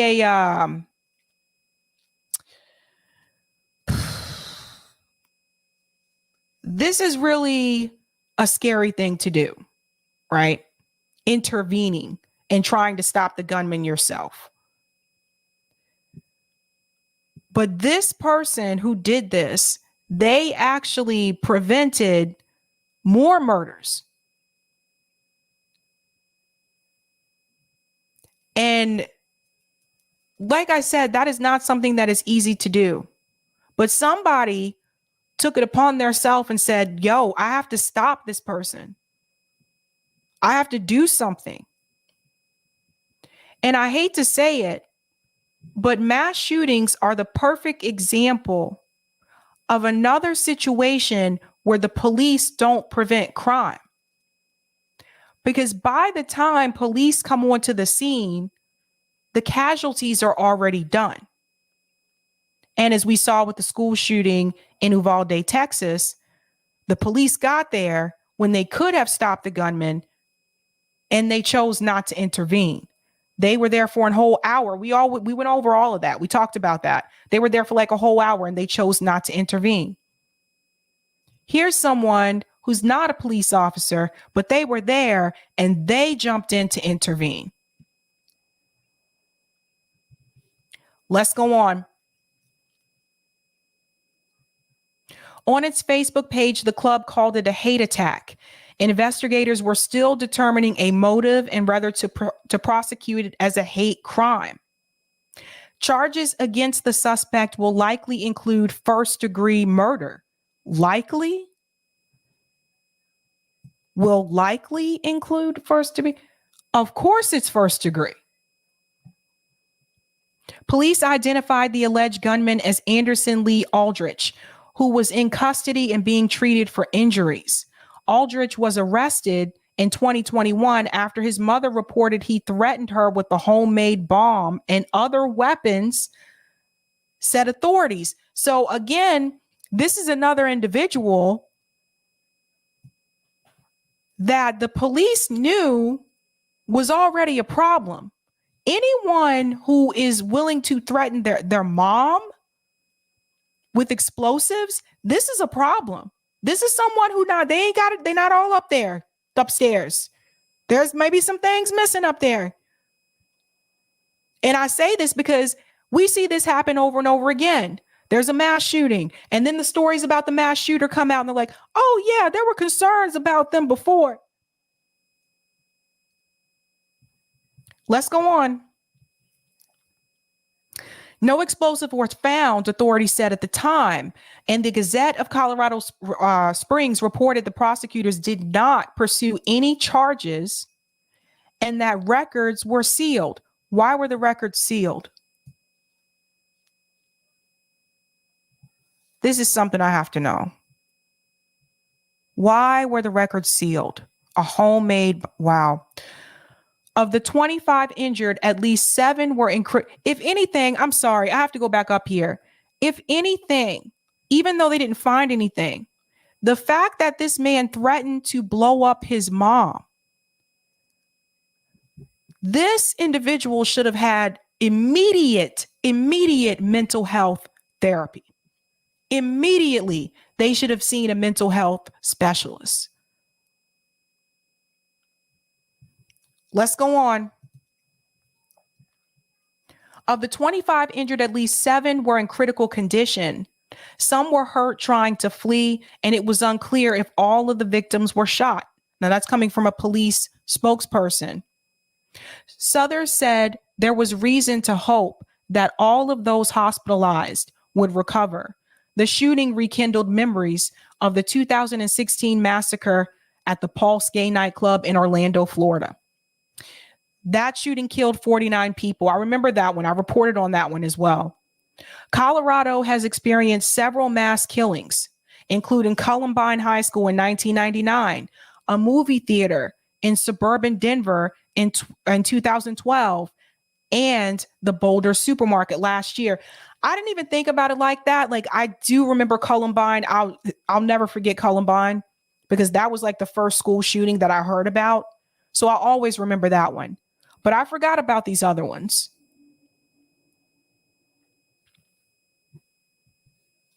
That's a good question, Israel. How long are we going to keep this cycle? This is happening almost monthly now, and it's really ridiculous. It's gotten worse. It's gotten worse than from when I was in school. I remember that from when I was in high school. It's so much worse. I don't know, man. I don't know. But like I said, other countries don't have the number of mass shootings that we do in the United States. Why didn't they have some type of mental health specialist treat them? The warning signs were already there. We see this over and over again. The signs are already there. Most of the time, the signs are there, you guys. Every now and then you may get one off, right? Where there were no signs. But most of the time, the signs were already there. Even going back to Columbine. But when you talk about mental health specialists, again, that's another thing that goes back to healthcare for everybody, right? Because not every insurance plan includes mental health.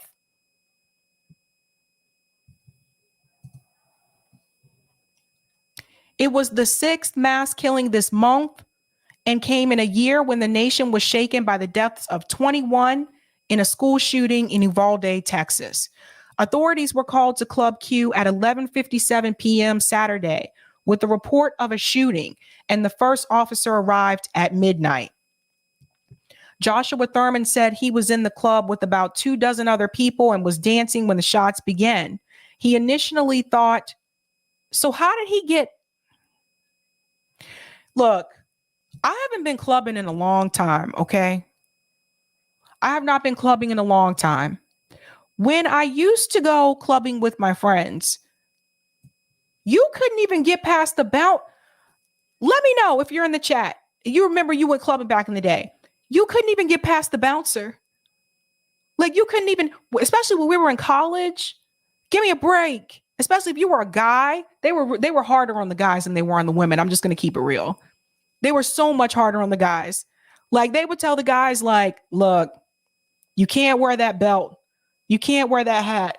You can't wear this. That was another thing, especially like down south. Like, certain clothes that you had on, they would turn you away if you were a guy. Only if you were a guy, though. Women could wear whatever they wanted. I'm just keeping it real. But anyway, you couldn't even make it past the bouncer if you didn't have on the right attire.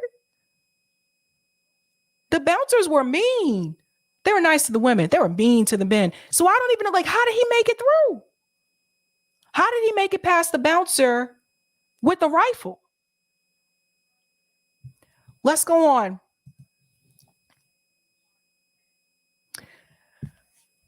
Joshua Thurman said he was in the club with about 24 other people and was dancing when the shots began. He initially thought it was part of the music until he heard another shot and said he saw the flash of a gun muzzle. A lot of times you can't hear it over the music.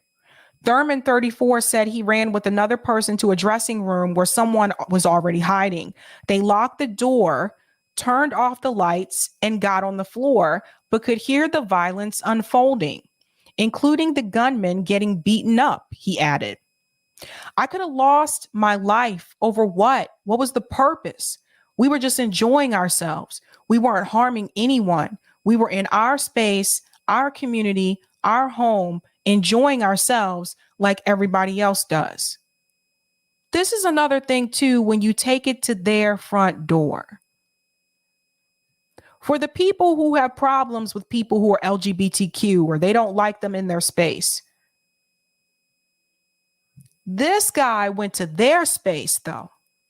He went to their community, their space where they're supposed to feel comfortable, where they're supposed to be able to express who they fully are and not have to worry about dealing with types of discomfort like this. For someone to go out of their way and go all the way over to their space to attack them, that shows you the level of hate that a person could have. It was supposed to be a safe space for them. Detectives also were examining whether anyone had helped Aldrich before the attack. He said patrons who intervened during the attack were heroic and owed a debt of gratitude for preventing more deaths. Club Q is a gay and lesbian nightclub that features a drag show on Saturdays, according to its website.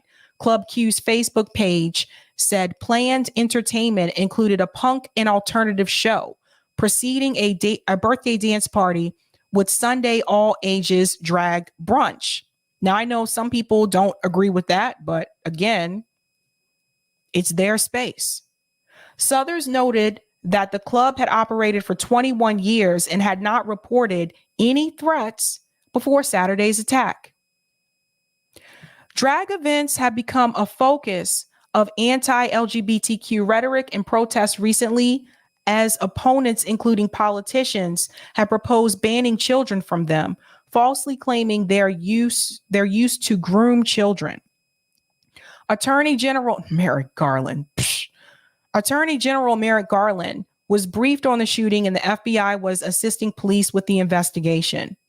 To substantiate a hate crime charge against Aldrich, prosecutors would have to prove he was motivated by the victim's actual or perceived sexual orientation or gender identity. He went to an LGBTQ nightclub. It's not like he went there to shoot one person in particular. He went there and just started shooting people. What else do you need to prove? Oh my God, this is terrible. This is absolutely terrible.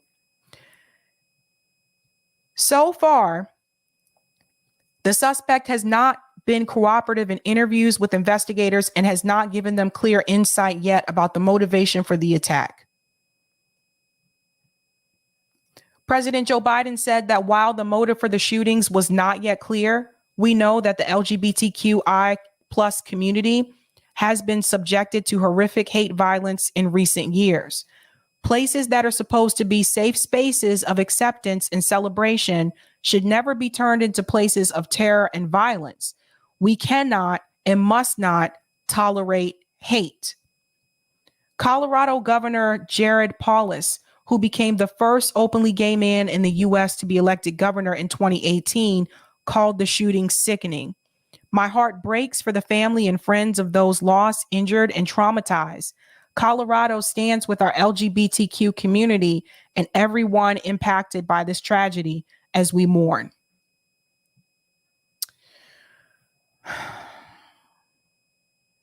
Wow. Ryan Johnson, who lives near the club and was there last month, said it was one of the only 2 night spots for LGBTQ community in conservative-leaning Colorado Springs. If you want to read the rest of this article, Eric, could you put the link to that article in the chat? Very, very, very sad. Very sad, man. Let me go to some of the comments here. I don't know how you have to. I don't know what else you would need to prove that it was a hate crime. I don't know. JB says, I'm going to have to talk about the shooting tomorrow on my show. These hits close to home since I live 8 minutes away from Pulse. That's right. I remember you telling me about that, JB, because I'm sorry, but like, how many times is this going to happen? Like, this is ridiculous. People can't go to church. People can't go to the movie theater. People can't go to a nightclub. People can't go to school.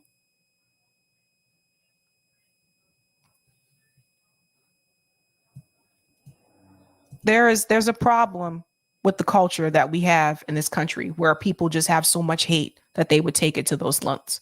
And I want to say this. You don't have to like people. You don't have to agree with someone's lifestyle choice. You don't have to agree with someone's sexuality. That's your right if that's what you want to do. But when you take it to such extremes where you have to go, you feel you got to go out of your way to attack them, to insult them, to kill them.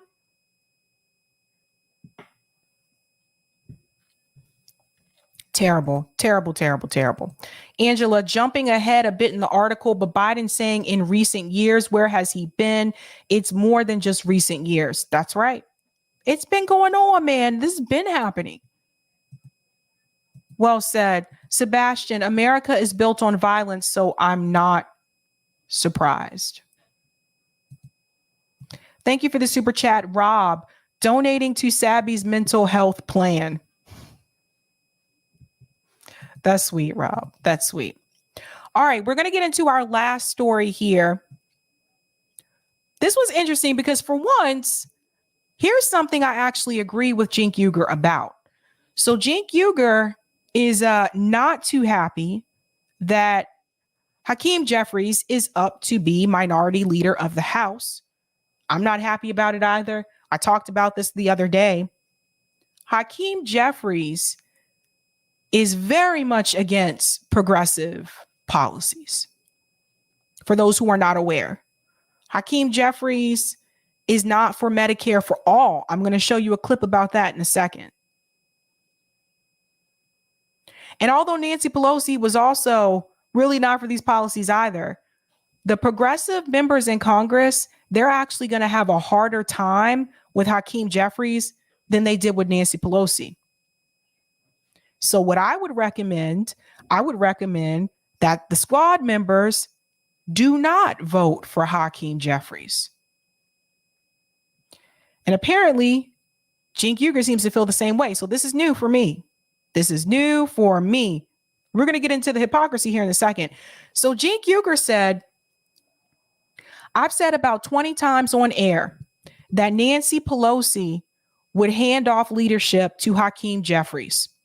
It was very obvious that she would give it to the most corporate of all the Democrats. I'm going to show you those numbers in just a second.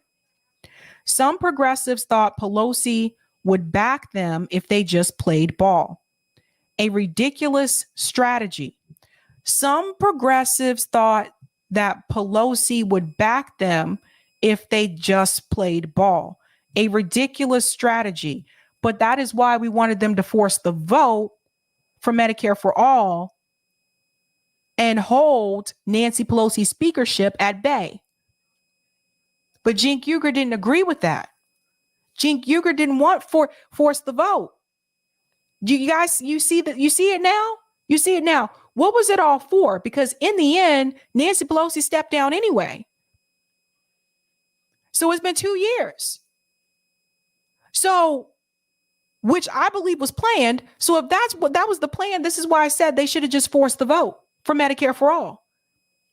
Now, they're going to end up with Hakeem Jeffries if they vote for him, which I don't know what they're going to do, but I'll be surprised if they don't.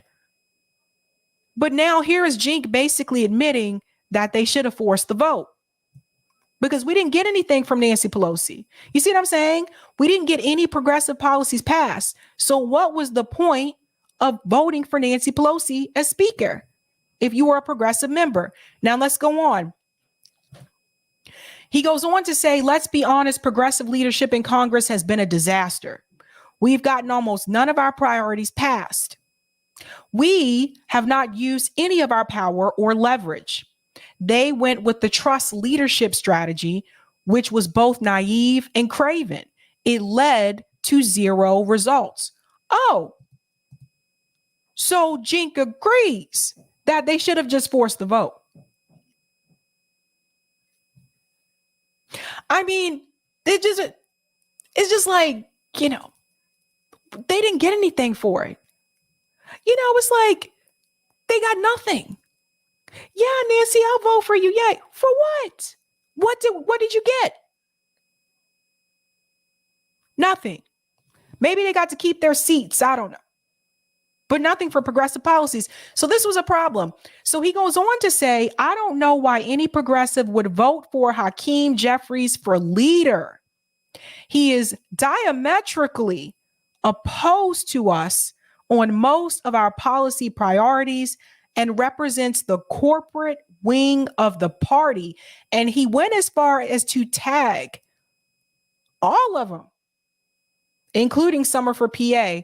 It's interesting how she's mentioned there, but the other progressives are not. You guys notice that? The other new progressives are not mentioned, but Summer is mentioned there. Isn't that interesting? So he went on to tag them. Now,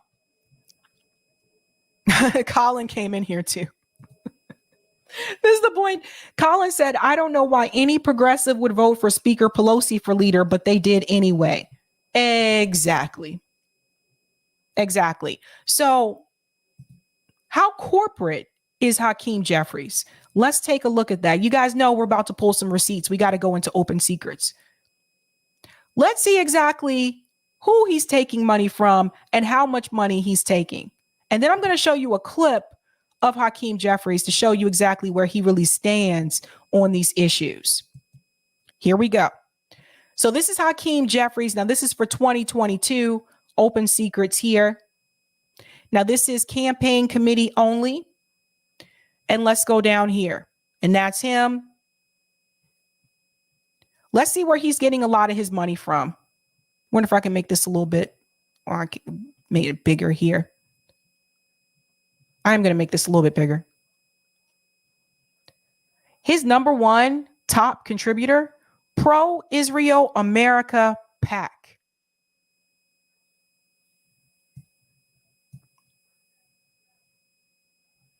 Pro-Israel America PAC.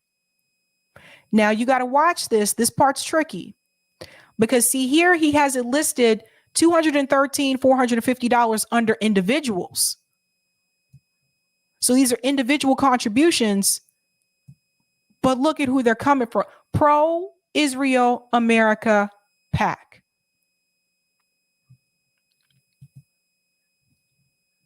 See that? He has NORPAC. He has Vodasane PAC. I've never heard of that one. Vodasane PAC. Comcast. Of course, Comcast would be in there. By the way, Comcast also donated to Joe Biden too. Comcast Corporation. America Israel Public Affairs Committee. What does that tell you about Hakeem Jeffries? Let's go on. Top industries are securities and investment, pro-Israel, real estate, lawyers, law firms, and lobbyists. Look at here again. This is what I was trying to tell you guys. Pay attention to what's happening. Pro-Israel, top industry for him. You can see the PAC amount. You can see the individual amount. Now we can go a little bit further. Go back up here. Because we can go to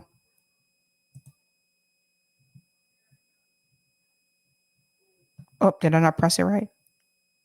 Didn't I press? Oh, industries. Nope, I didn't want to do that. Hold on, guys. I'm going to go back. I want to go to contributors because I want you to see that part. There's different tabs that you can go to. All right, let's check out again. So this breaks it down past those. See, that only shows you the top 5, but I want you to see who else he's getting money from. Top 20. Again, Pro-Israel America PAC, NORPAC, Vodafone PAC, Comcast Corps, American Israel Public Affairs Committee, Paul Weiss, Apollo Global Management, well, JP Morgan Chase and Company. Guys, he's corporate to the T. There's more. League of Conservation Voters, Blackstone Group, R&R Realty, R&R Realty, National Association of Broadcasters. Now, why would the National Association of Broadcasters give money to a politician? I wonder why. Motley Rice LLC. Yo, this is what I was looking for. Blue Cross Blue Shield. This dude is never going to let you bring Medicare for All to the floor for a vote.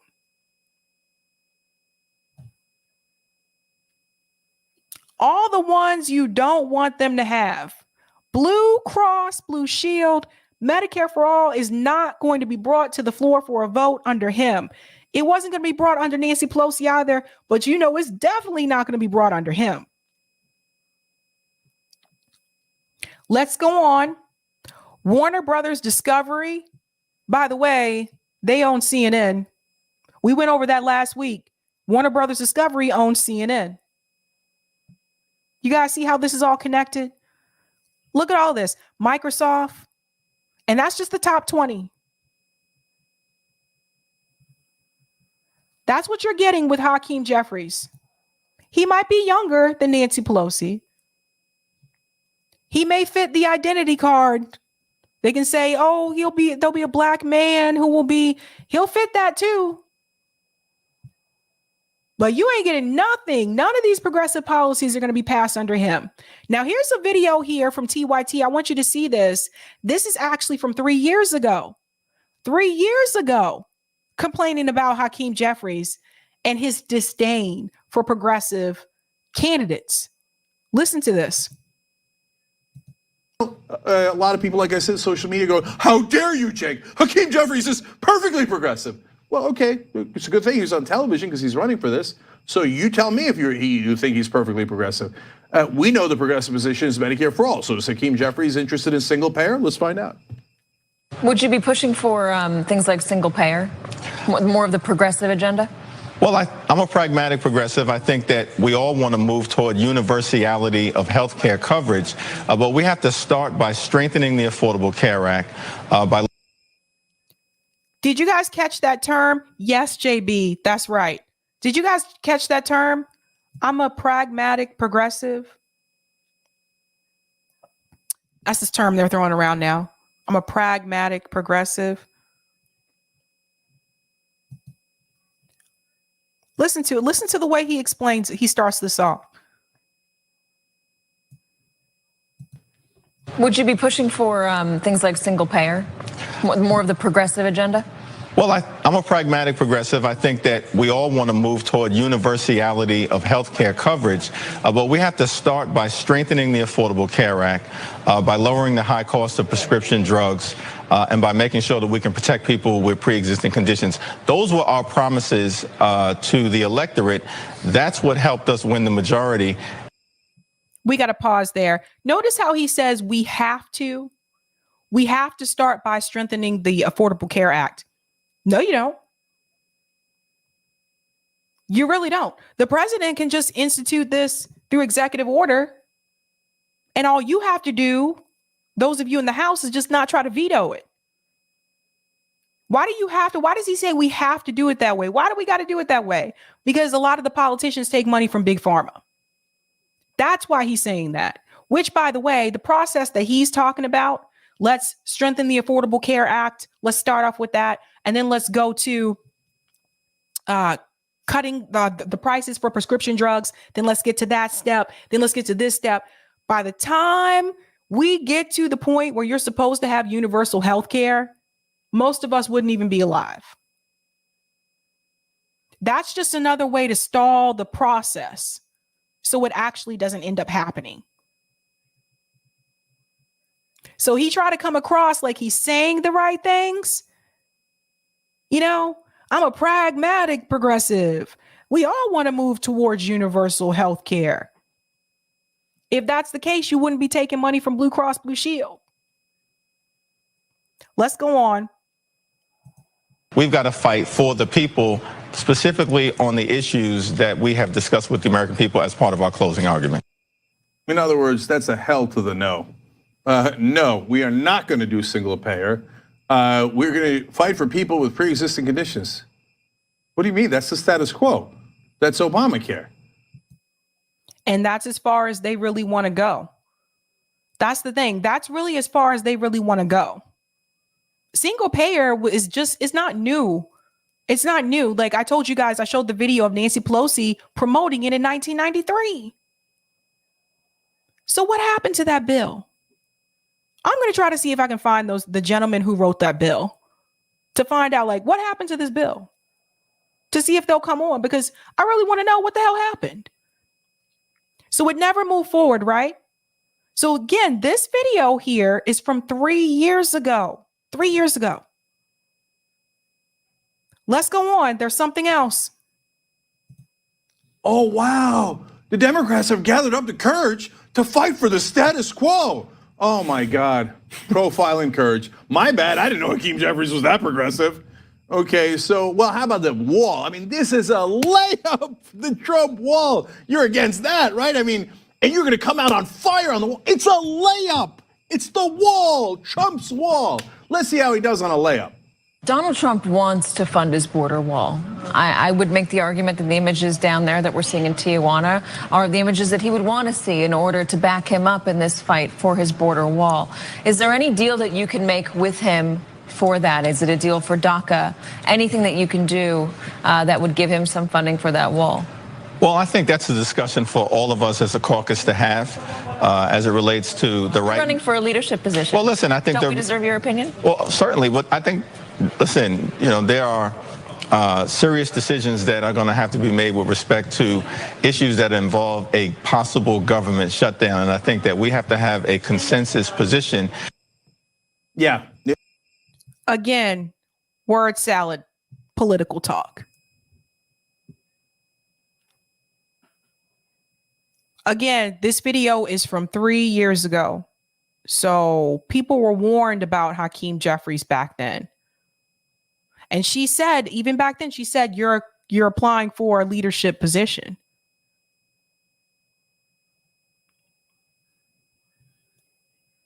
Let me translate for you. First of all, well, it's negotiable. Okay, look, but if you were to say, as Katie Tur asked, and it's a good question, hey, could you make any deal where, like, at least you get DACA, because the Democrats still haven't gotten DACA. His answer was actually worse. His answer is, well, if there's a government shutdown, we'd have to see what, we negotiate. Trump is threatening a government shutdown. So what he's saying is, if Trump makes that threat, we're gonna buckle. We're gonna buckle. I'm gonna go and talk to my corporate right-wing Democratic friends, and they're gonna tell me, don't shut the government down, don't shut, but Trump would be shutting it down. No. Whatever you do, my donors need it. They need it. So give them the wall, give them anything. Don't ask for DACA. And by the way, that's not an exaggeration. That's what they did last time. Trump threatened to shut down the government, and they said, we want DACA in return. Trump said, no, you'll get nothing. And the Democrats said, yes, sir, absolutely, sir. Yes, sir. Do we have DACA or don't we have DACA? Do we have DACA? We do not. They buckled last time. Hakeem Jeffries just promised you this time they're gonna buckle again. That's why he was elected. And they voted down Barbara Lee. They denied her that leadership role so they could put Hakeem Jeffries in there to buckle to Donald Trump. You hear that? So if Hakeem Jeffries was willing to do that in reference to Donald Trump, what do you guys think he's going to do this time around? This is someone to seriously keep your eye on, you guys. I'm not kidding around, because he's one of the ones, and I want to show you something else too that came up in reference to these leadership positions, so to speak. There's something else I want to show you. And this came from Imani Oakley. And we got to give a shout out to Case Study for this as well, because he's just been doing the damn thing. Watch this. I want to show you something. So Imani Oakley, she was a progressive candidate. Look at what she tweeted. This explains why Jayapal was stabbing everyone in the back. I truly hope she gets whatever she's angling for and then actually does something with it. If she doesn't get anything, she helps suppress a potential wave that maybe could have given her more sway in leadership. She is referring to this video here from Case Study QB. Listen to what this gentleman says about politicians trying to get a leadership position. So shout out to Case Study QB for this. Listen to this. House progressives in the mix. Congresswoman Pramila Jayapal has been very vocal. She was very engaged in House negotiations over the Build Back Better Act and some of the other key pieces of the Biden agenda. Do you see space for them? Is it too late? And why do you think the progressive wing of the caucus has been, I don't know if I can say left out at this juncture, but certainly is not on the main stage? You have to run for a leadership position if you want it. And if you're slow to it, and I said this today, maybe on Twitter, if that still exists, or maybe in one of our newsletters, but if you don't run and you don't get out of the gate, you're going to lose. And Hakeem Jeffries, Catherine Clark, and Pete Aguilar really got out of the gate quickly and solidified their position, and that's why they are going to be the next leadership slate. But you hear that? Hakeem got out of the gate quickly, solidified his position, and that's why he's going to be part of the leadership slate. And so in reference to what Imani Oakley was saying, this explains why Pramila Jayapal was willing to throw people under the bus. Yep. Looking out for that seat, looking out for career advancement. That's what that's about. So not only are they not really trying to do anything for us, they don't want to work with us. They don't even want to work with each other. They don't even want to help each other. They want to help themselves. They want to help themselves. Interesting story there, though. Keep an eye on that one, the Hakeem Jeffries. Like I said, I'll stay focused here, and we'll see if the squad votes for Hakeem Jeffries. But don't be surprised if they do, because they probably already been spoken to. So that's that. That's that. Okay, let me go ahead and go to the comments here, and then we will be heading out shortly. Thank you for the super chat on YouTube, Roger. You don't agree with Jink. Jink agrees with you. Fixed. Thank you, Roger. Dessert Mantis, times have changed, Sabby. Jimmy Dore is not involved. Kitty loves films. Thank you for these receipts, Sabby Sabs. Always. Razal the Great, again, thank you, Sabby, for covering these things. RBN, the only ones that go into depth about this. Thank you so much, Razal. Razal the Great. Thank you for that. And JB, watch them call Hakeem Papa Bear. Right? Right. All right, guys. What do I need to let you know? There was something I was going to tell you guys. I forgot. Shoot. Oh, let me get the Rockfin comment. It was something important about this week. Something important about this week. Thank Thank you for the tip on Rockfin, Roger. Strengthening ACA was exactly what Chuck told me when I asked him to get Governor Hochul to demand the New York Healthcare Act be brought before her for a signature. If this happens and he becomes leader and possibly speaker sometime in the future, New York would be the most powerful state in the House and the Senate, seeing leadership of both chambers would be centered in New York State. Yet I still don't feel that we have leverage. Interesting. Oh, that's right. Yes, I did. I hit 25K. Thank you guys so much for your support. Definitely. Thank you. That means a lot to me. I was not expecting that to happen this year. Not expecting that one. So thank you guys so much. I really do appreciate your support. I would not have made it there without you. RBN, I think we're about to hit 26K actually. Yes, last I checked, I think we're about to hit 26K. So super pumped and super excited about that. Quick updates for this week. Not tomorrow. I have a special stream Wednesday afternoon. I meant to tell you guys about Max Blumenthal will be here for that. So I'll send out a newsletter alert about that. Sign up for my newsletter if you haven't done that, because that's really what you need to rely on to get those notifications when I go live, not YouTube, especially for those of us in independent media. So he'll be here for a special interview Wednesday afternoon. And then Shahid Buttar will be back here Friday. And I think that's all for this week so far. And then there's other stuff coming along the way. But I did want to let you guys know about that. But thank you guys for hanging out with me so much. It's been a great time. Thank you, Bill. Thank you, Saul. Thank you, Kitty Love Films. Thank you, JB. Awesome. Thank you guys so much. All right, guys, you know how we do this. Have a good night. Keep up the fight.